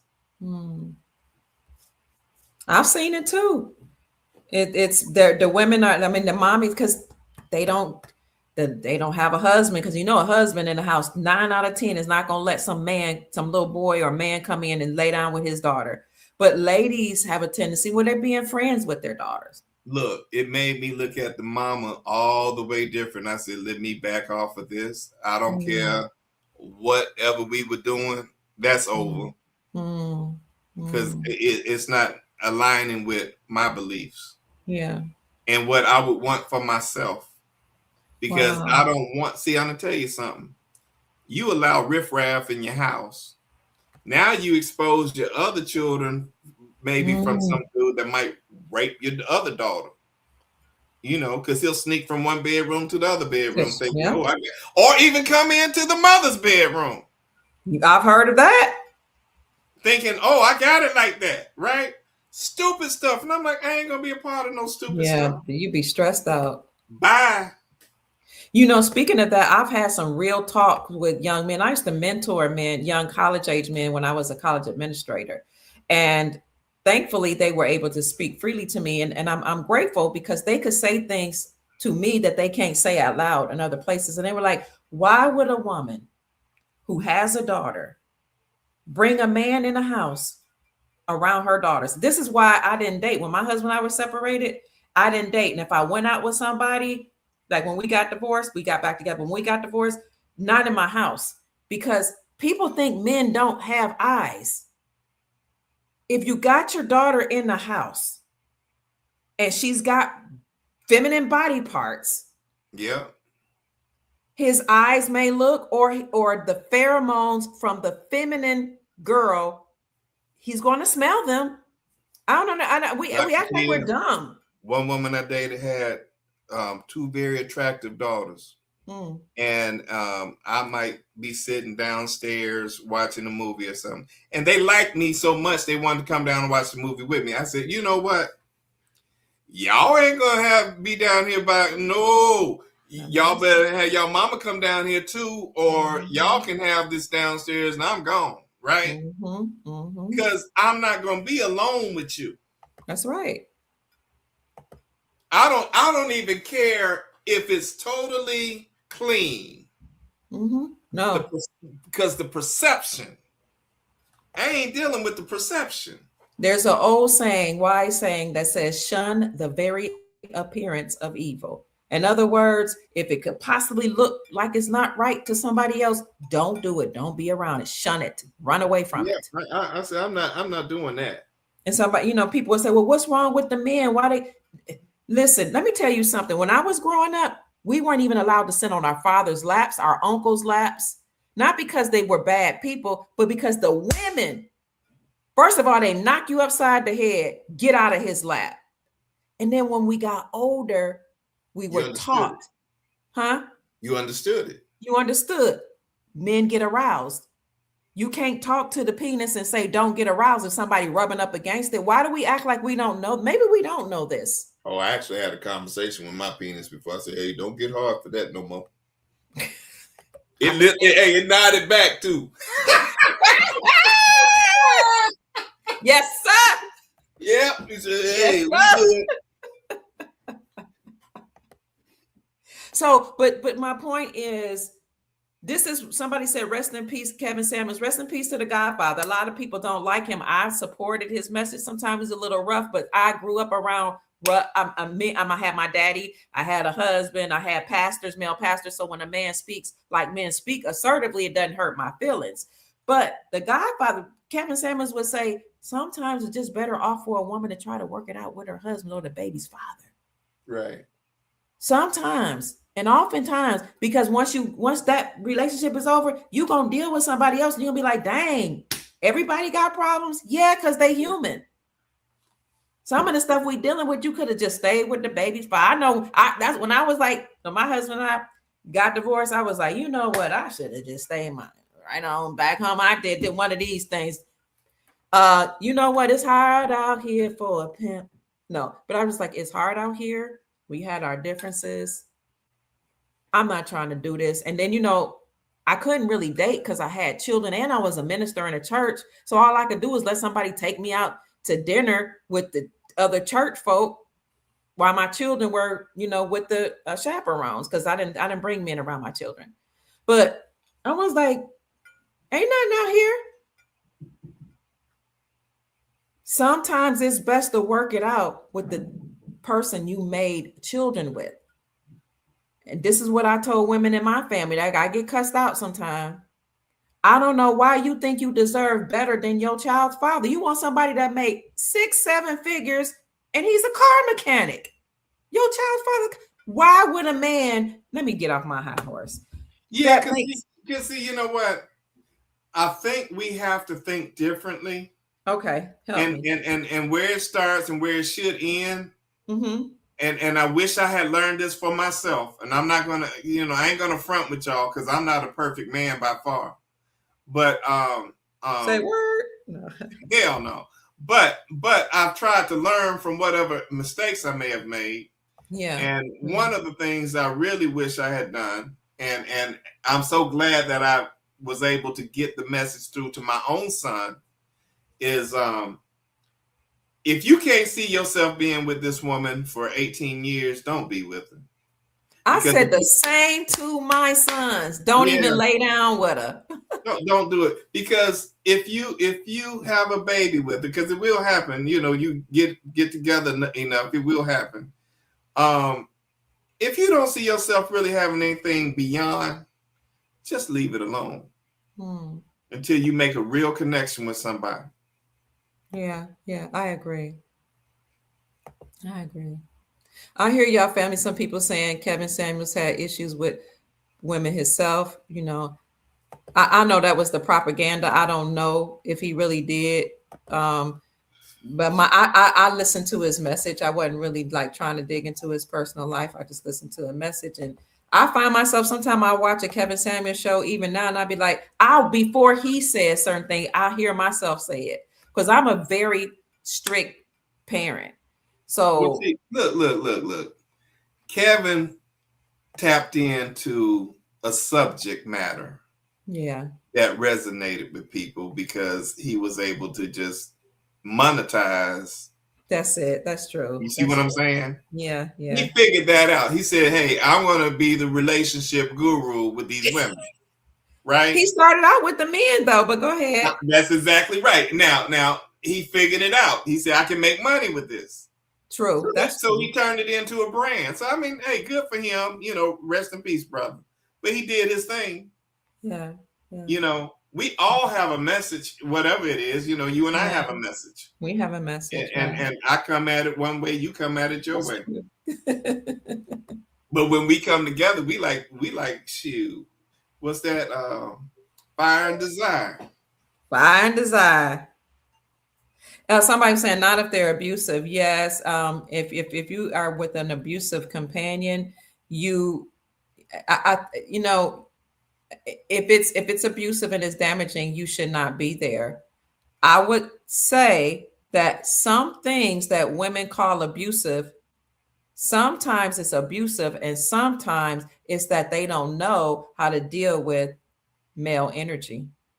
Because I've heard women say things like, not you, sis, but I've heard people say like, well, he told me, he yelled at me, he's being abusive. And I would say, okay, what happened? Oh, you trying to say I did something? No, I'm asking you the context. Because I'm a counselor. I was a life coach. I was a counselor. What's the context of the story?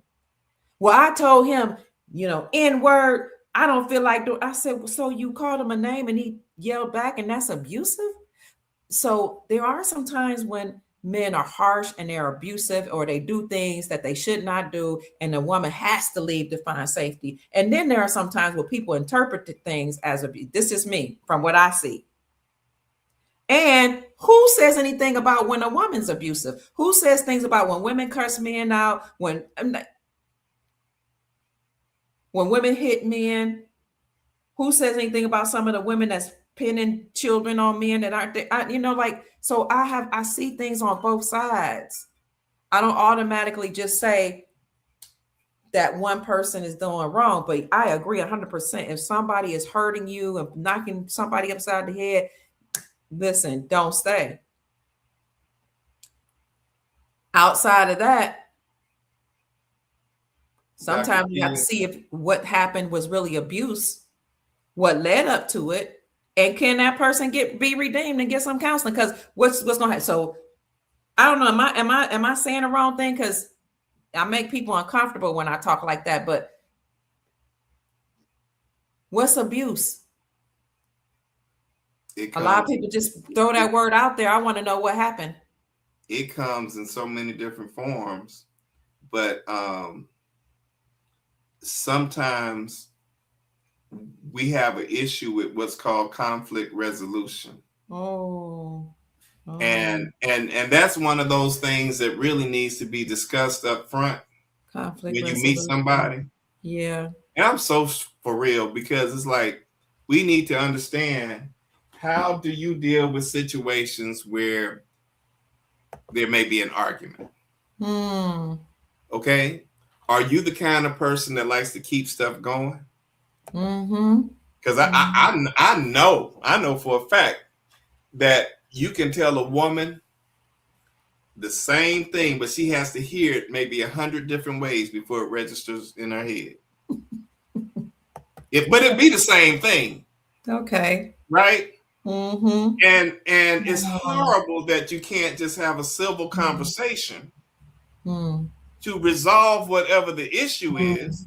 Now watch this. And let your apology mean something. Because let it say, look, I recognize that I hurt you, and I'm going to do my best not to ever repeat that behavior. That's powerful. Right? Yes. That's real. Because if the apology can't mean that, why apologize? Because that means you're going to just go back and do that same crap again. Right. And I like the Sister Kim said, sometimes it's physical and sometimes it's verbal or emotional abuse.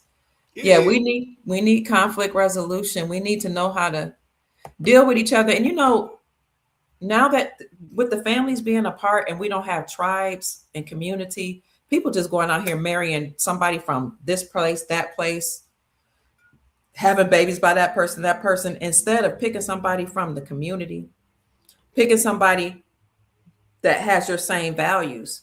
We had more control over who our relatives married. And so you didn't have abuse. If your parents got together with somebody else's parents and connected them children together, you didn't have abuse going on, because if something like that would happen, then the two families would have a battle, and they couldn't have that. Well, see, fortunately for me, my parents were married, and I did not see conflict. They did it behind closed doors, and if they had an argument, they made sure that me and my siblings didn't see it. Right? Now, to my knowledge, there was no physical anything. Okay. Yes. Thank you. But things did happen where I know that there was issues. Who doesn't have issues? It's a matter of how you deal with those issues, right? Like I said, I dated my share of women. I dated this woman during COVID, right? And when COVID first started, and you remember everything was shut down, right? She thought I was cheating on her. I was like, baby, ain't nobody going nowhere during COVID. And you with me 90% of the time. The other 10%, I'm even going to the bathroom and taking a shower. Who cheating on you, right? And if you try to holler at some other woman at the store or wherever you at, they be like, oh, hell no, you better get 6 feet apart. You know what I'm saying? Ain't nobody trying to talk to me during COVID. So I knew I was dealing with a nut. She just had some serious insecurities. Oh, God. I'm like, damn, ain't nobody doing nothing during COVID. I was like, you know what? The single life ain't bad sometimes, because that's peace. We had so many issues going on. I don't know if other communities, because I don't hang out with other. I've hung out with some of the Latin community, and some of them got some of their communities mirror ours, or if they come from third world countries, a lot of them are because they don't have a lot of resources.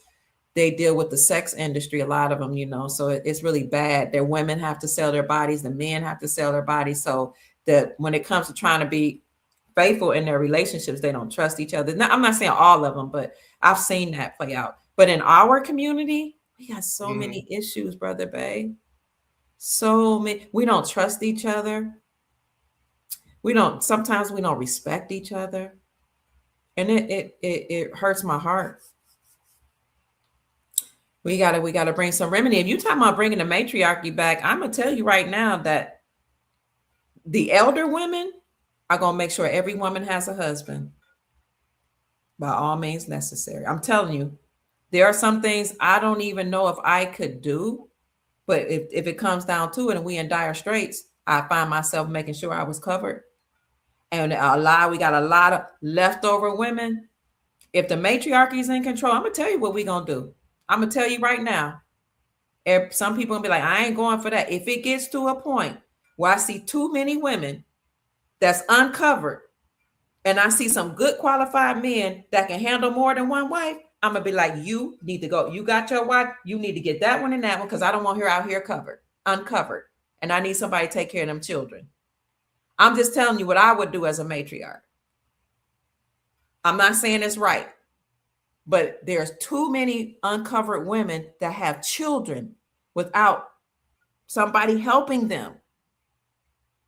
And I'm not going to shame them for having children, but I'm going to make sure they have covering and protection. Now, I don't know how I'm going to do it, because if it's with my sons, if that's your first wife, because I have polygyny in my family, not necessarily my sons, but in my family. I have cousins, and I have cousins that have like 3, 4, 5, 6 wives and take care of all of them. I have one cousin that 28 kids, and he got businesses. He take care of every last one of them.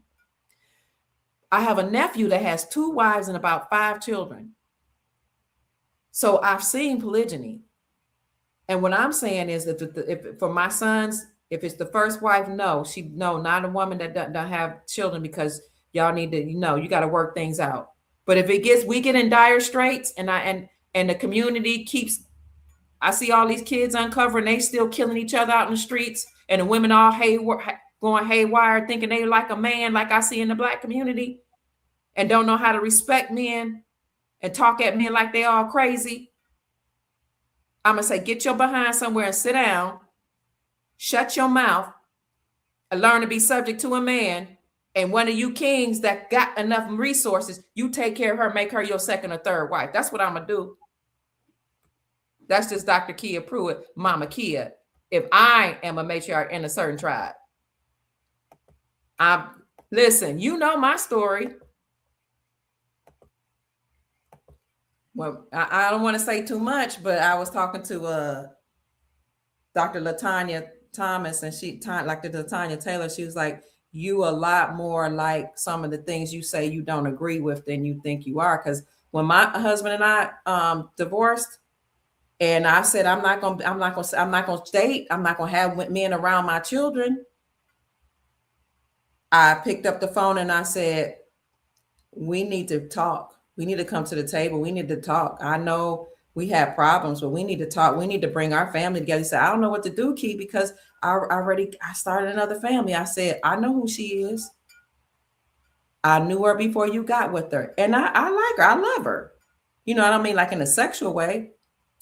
You need to go and talk to her and tell her, I'm not going anywhere. We have children together.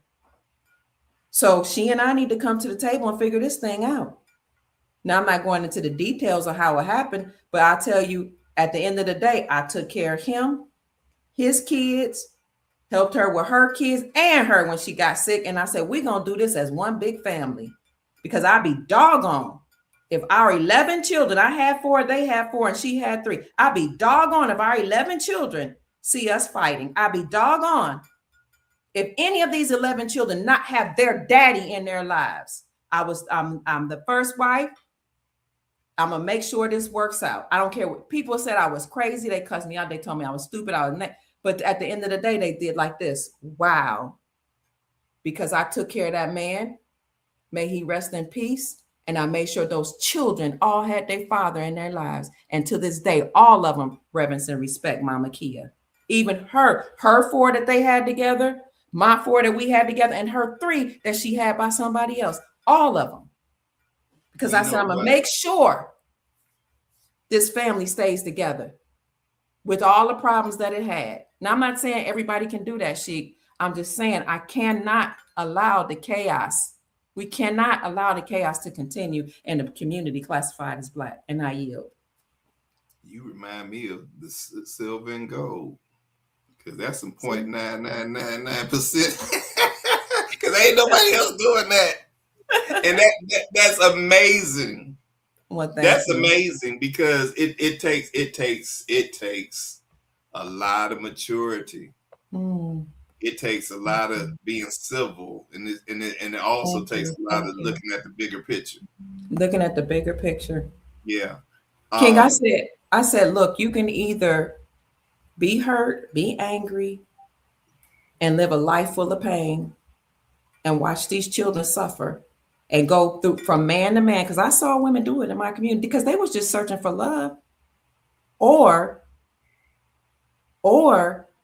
you can swallow your pride, check your ego, and do what's in the best interest of the whole. And so when I did that, Sheik, I heard God. I remember where I was when God asked me, have you ever needed grace? And I said, yes. And that God, my higher self, said, then extend grace. And so I went to my husband. I said, you know what? You expanded our empire. He was like, you know what? But see, we met as children. So he was my best friend. Even after we divorced, you get angry at each other. But all I'm saying, Sheik, is I was like you said, you have to have I didn't have to have a radical mind change. You had to have a whole different mindset for that. Yes. Sister Kim said, Dr. Key, I did the same thing. Wow. Yeah. See that, and it can happen more, but again, it takes women. It takes the woman. It takes the woman, because you got to demand certain things. And that's what you did. You demanded in spite of. Yes, sir. You did. Yes, sir. That's a hell of a thing. You got it. And it wasn't, everybody's not comfortable with that, but no. What's in the best interest of the children. And Sheik, I know we've been on here for a while. Where can people find your work? Oh, you gave them the links. Let's do it one more again. Okay, let me see where here it is. Okay. Y'all, please go on and just subscribe to my page if you don't mind. That way, when I'm closer to at least having the book printed, I can give you updates and everything, and then shoot you that information, and then I'll start posting links where you can do your pre-orders. Oh, I love that. So it's Jacob Bay 1465 is his YouTube page. Go ahead and subscribe right now. He has one video, but he'll have more that he'll be uploading very soon. Here, I'm gonna put it in the chat. Oops, I think I did it twice. Dang, Sheik, I'm having a hard time posting it for some reason. Here it is. That's your YouTube channel. If they desire to go on the book list, it's your email is dejourlaw33@gmail.com. If you'd like to send him a cash app, it's $ all rights reserved. I'm laughing because I was talking to my daughter the other day, and she's dating, and the person she's dating was like, why are you friends with your ex? And she said, you got to understand, my mom loved all my dads. My mom loved, like, I really did. His girlfriends, his baby's mom. I was just like, she's like, my mom was like, we ain't about to be fighting. And you know what? When my mother-in-law died, all the women, we had my husband in the middle. We was all just hugging him. Like, we got you. My mother-in-law passed, we got you. Don't you worry. And my brother-in-law, his brother was like, man, why can't I get women to do that? But like you said, it starts with the woman, because, if the women say we got to do things for community, I'm not saying take abuse. I'm not saying take cheating. I'm not saying take stuff. I'm saying do what you can to keep your community and your family together. And if they want to give you a donation, oh, they just subscribed. They're subscribing. Oh, wonderful. Keep going, y'all. Just hit me up. They said, I did best And friend. thank you. Sister Lisa, hey. That's the one. She said, I did best friend. I see you, Sister Lisa. That's what's up. Y'all got him blushing. Oh, they subscribing. If they want to send you a gift, all rights reserved. $ all rights reserved. And finally, family, for those of you who sent me a Cash App, I want to say thank you. But you're not off the hook yet, Sheik. I see you looking at comments, so hold on. I was actually reading my emails and responding to some of them. When I turn my head, I actually have another computer that I'm looking at. I don't know. Oh my gosh, the Soul Family, y'all really blessed me today. Oh, I see you looking. I wonder what you were looking at up there. Yeah, I have a. Let me see. Brother Sean Robinson, thank you. He said, thank you so much, Dr. Pruitt. I didn't even see all these $41 to 41. Oh, Sean, God bless you. Send it to me too. 41. We got good chemistry, Sheik. That's what's up. Tawana says, thank you. She sent me a wonderful Cash App. Ooh-wee. Brother Dante says, please don't say my name on that. I'm sorry, brother. I didn't say your whole name. Okay, I want, of course, Chief Mac with the. Did he do it too? Chief Mac be. Uh-oh, he hit you good. That's wonderful. He always be doing the triple digits when he's saying stuff. I don't know what I would do without the Soul Family, but thank you, Soul Family, for all of the blessings. Thank you, Chief Mac. Thank you, family. Thank you. Oh, Sister Helen, I didn't see you. God bless you. Thank you, Brother Joey. And if you guys, oh, I remember Sister Mayoshi. Thank you, Sister. Sister Janine, she sent me something the other day. Says, I love everything you do for us. And I will not tell people's last name because I don't want to be disrespectful. Some people might not want to be called out, so I will make sure I stop doing that. Somebody says, you the type of women Ja Rule was rapping about. I need a rider. You got to remember, like, I grew up with Dougie, my husband. We were children. We were children. We went to church together. We went to high school together. We went to college together. His mom helped like pour into me because I went to the same church with him. And I think when the families help pick a partner or companion for somebody, it's kind of different than people meeting strangers. This is my personal opinion. That weren't raised similar ways. So he was out. In fact, some of the college friends came up from Berea College. We all went up to shout out to Stanley and Lisa. They came up to visit us. Been with us since they know me since I was 15, but they were talking about my husband and they were like, when y'all separated, it like hurt so many people because we all grew up together. And I was talking about him and he's been gone for 4 years, and I just broke down crying. And I was like, I love that man. Like the type of love I had, it didn't matter what happened in our family. It didn't matter what we went through. It didn't matter that he had another family because he was in his rights to have another family. It didn't matter.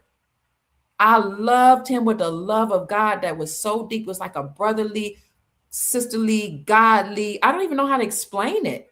No, he became your true family. Yeah.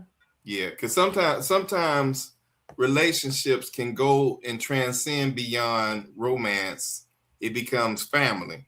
You said it way better than I could. Yeah. Yeah. And that's what you really want. Look, perfect relationship for me, and then I gotta go on because I gotta pivot. But perfect relationship is when you like a woman as much as you love her. You understand what that means? Yeah. You like her essence, you like her conversation, you like her being, and that Oh, makes love even better. You get what I'm oh, saying? yes, Because when you like being around somebody.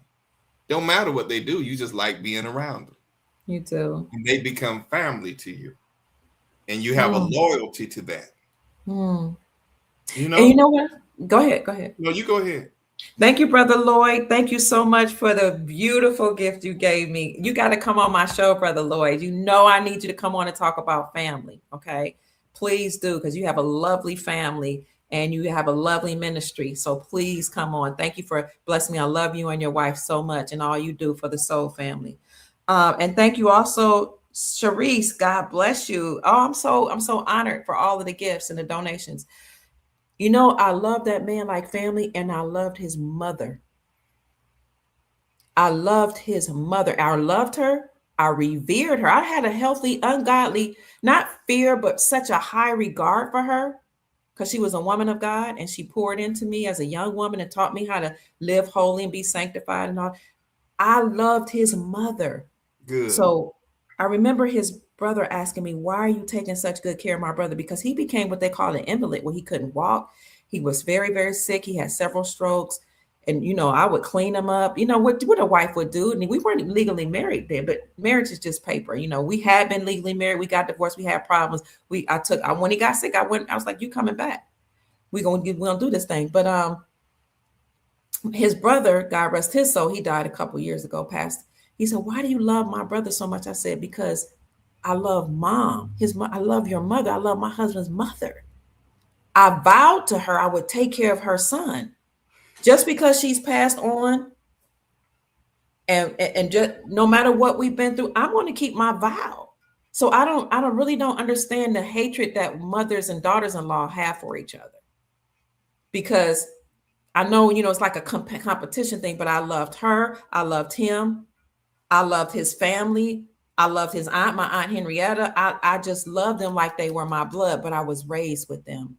And Mm. so you're right. It was a love that it was a I don't know, it was a brotherly love, a family love, a godly love, I don't know. He was, as I heard Kenya K. Stevens say, he's my heart choice, my heart choice and my head choice and my womb choice, because I gave him some cheering. But I'm gonna end with that. She give us some final words to leave with the Soul Tribe. We talked about. No, I'm going to cut it short because I got to pivot. So let me Okay, say much love to you as always. much love to you, King. Much respect to you always. Oh, thank you, King. Yeah, I love you. I love you. Okay. And I appreciate everybody in your chat for your support. I Yes. really do. And it's so much more to this story that I would love to share with you. Mm. So be looking out for more of us having these conversations. And on that, I'm going to go ahead and say thank you so much. You're welcome. It's our pleasure. Look forward to your new YouTube channel coming up. Peace, King. I love you. Good night, Thank love. you. You're welcome. Okay, y'all. Y'all have a good evening. Good night. All right, Soul Tribe. I really enjoyed you all today. I really did. This was a great evening. Yes, my husband was my he was my soul, my soul flame, my twin flame. Um, Izzy said, "Facts." That's what my ex-husband used to say. He always used to say that he liked me, not just loved me. Unfortunately, he transitioned. Oh, my heart goes out to you. I'm so sorry to hear that. I hope you get to see him in your dreams, and I hope he speaks to you and, covers you and protects you. A lot of times when I'm doing meditations, especially after yoga for some reason, and we do those cool downs after yoga, after you've released a lot of trauma that's stored in your energies, and you do this connection between the mind, body, and the breath. We do this cool down where you actually do guided meditation. That's when I see my husband and I hear him. I hear his voice. Also, when I listen to gospel music, because he was a gospel musician, when I listen to the music, sometimes like Fred Hammond and different people, John P. Key, those people, the Clark sisters, people he loved and played for, or I hear my uncle Ronnie Diamond Horde, who's now a pastor, but he used to play for the Ohio Players. I'm from Ohio. I feel my husband's presence. So sister, Sister Izzy, I think it was, I hope you feel your husband's presence, and I hope you can feel him guiding you. And sometimes I will even talk to him, be like, I need your help right now. I talk to him, all my ancestors, but especially when it comes to the children, I need your help. I need you from the other side to direct me and tell me how I should advise these children. So to all the soul tribe, I just want you to know, Sister Janine says she loves Brother Jacob and appreciates everything. I know he's amazing. I want you all to know that I love you and I appreciate you. It is my honor. You're welcome. It is my pleasure to be here with you all and to share with you. You can see we've been on for almost 3 hours, and we already did a live earlier today. But you all give me purpose. Let me tell you what I mean by that. I mean, you validate me. My pastor used to always say, I have a pastor in Louisville, Kentucky, if you have a calling on your life, your community should validate that, or they should affirm that. Your community should be able to witness that, yeah, that's your purpose. You're doing it right. Because you have a lot of people that's out here trying to, I got a call and I'm called to preach, but you're not really reaching anybody. So maybe you need to go back and see if that was the calling. Maybe it wasn't preaching, maybe it was something else, but you all validate me. When you listen to what I say and you say it makes sense and we've researched it. Sometimes you all fact check me and say, no, I don't see it that way. Or no, you might be off a little right here, but you're still supporting me and you still pour into me as I pour into you. So I'm grateful for you. I thank you for the exchange of energy. I thank you for the blessings, for the time you take to be here. You don't have to take time to be here. Thank you, Soul Tribe. Thank you for passing on the videos. Thank you for supporting me. Thank you to Sister Janine for being our moderator for like 5 years. That's dedication. I'm so grateful to her. So Janine, put your Cash App in the chat, because sometimes we need to take care of you. 5 years. It's Myoshi Davis 8, I think it is. MIYOSHIDAVIS number 8. She's been so good to us, and you all have been good to me and to each other. Thank you. Sister Denise said, Dr. Kia, you are some type of person. Thank you, sister. Oh, thank you, Brother John. That was so kind of you to say I'm a diamond in the rough. Thank you. I had a grandma who made a lot of sacrifices. Now that I'm older, I saw the sacrifices she made. And I think she put up with a lot to raise 10 children, a lot of her grandchildren and great-grandchildren. She was a woman of God. I never heard her raise her voice. My dad and all his siblings said they never saw my grandparents fight. And I know she had to have some stressors. They owned a sausage business. They owned a store. But when the drugs came out in the community, unfortunately, some of her children got caught up. How? But she stood steady and she took care of her family. She raised us all in the church. She raised her children right along with her grandchildren and great-grandchildren in one house, the family house. And when I saw that as an example, I said, I know she sacrificed. She could have left and just walked out and say, y'all, the hell with this.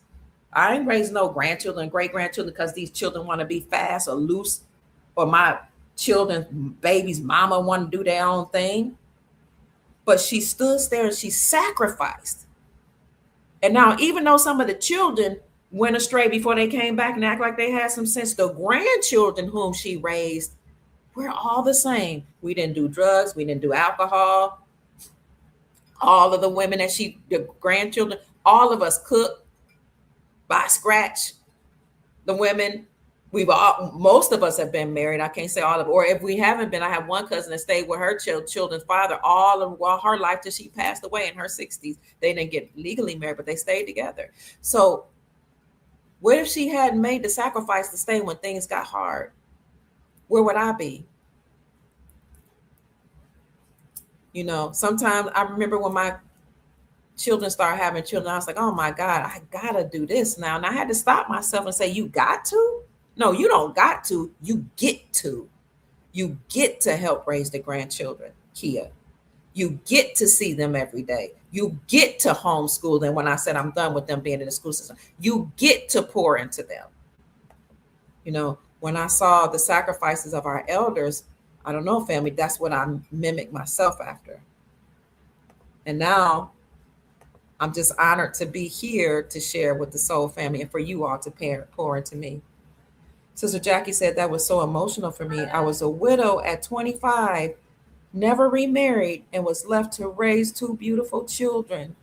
Fearfully felt. Wow, Sister Jackie.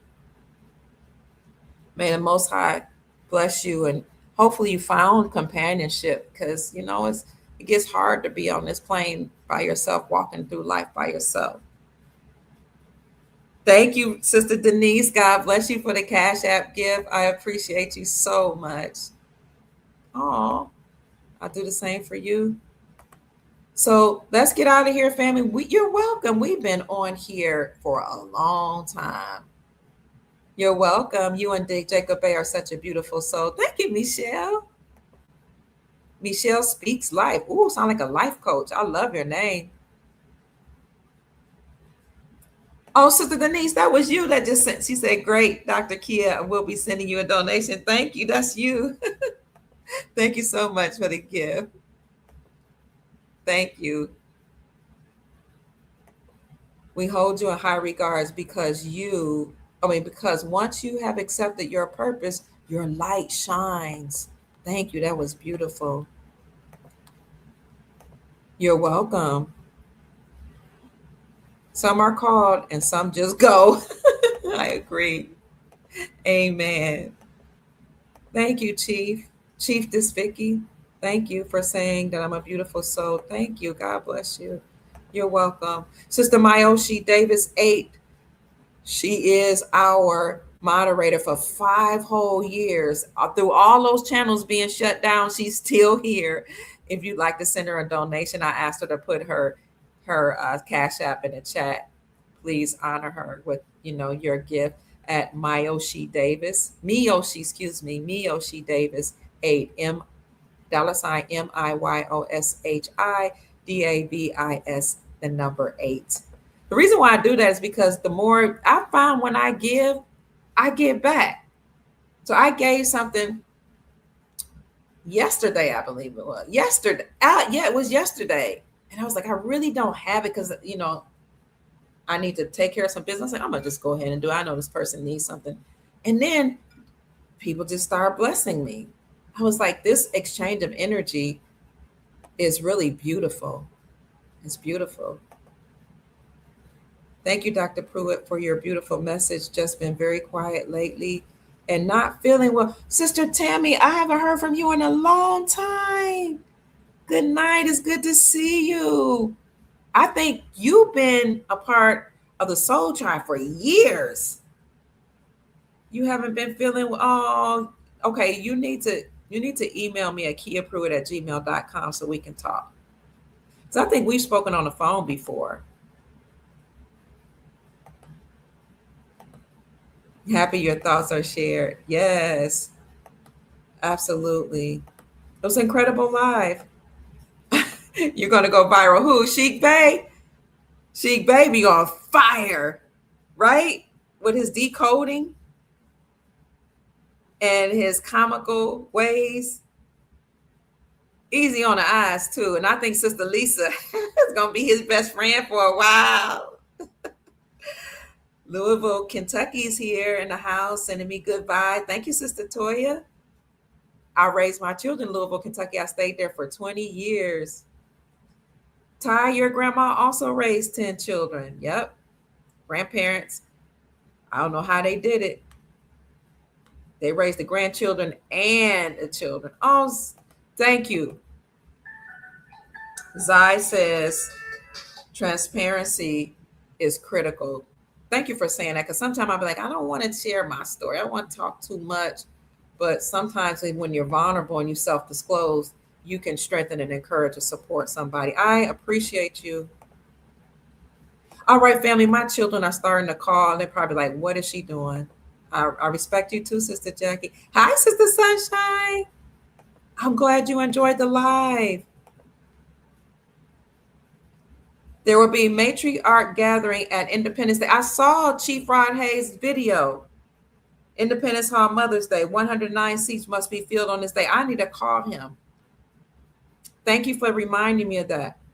Thank you, because I saw it last night, and then he sent me the video today, and it was good because I didn't see the rest of it. I see all of it last night. You're welcome. Great show. I'm glad you sent it. Yes, thank you for the donation. Thank you all for supporting me. Sister Janine says thank you all. Okay, my children are calling me, so I need to make sure everything's good. Chief Max in the room? Let me get off here. Oh, Lord, he might be trying to go live tonight. Here I am going 3 hours. I apologize, family. All right, family, I love you all. God, Creator, God bless you. Father, Mother, God bless you. The God of your understanding, the God of your ancestors, watch over you, look over you, and take care of you. It's been a great evening. Great evening. Peace, family. I love you all so much. Thank you. Have a great night and have a good weekend. Tomorrow is Friday. Yay! So let's see what happens on 41, 410, April 10, 4-1. And we'll report if we see anything happening in the news. I'm out, family. Bye.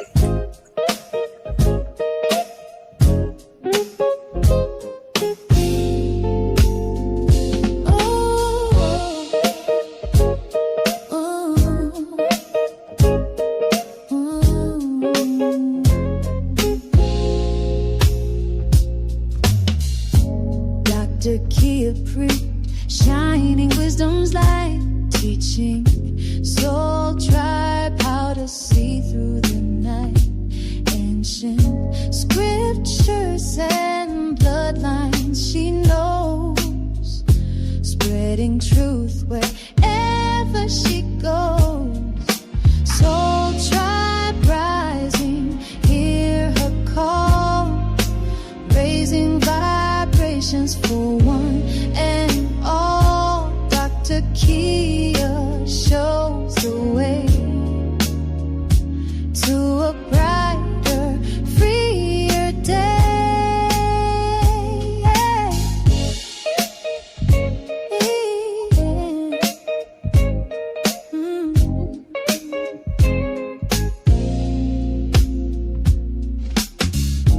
Through her channel, knowledge flows, breaking chains that hold us close, teaching paths to abundance and wealth. Good night, family. Guiding others to free themselves.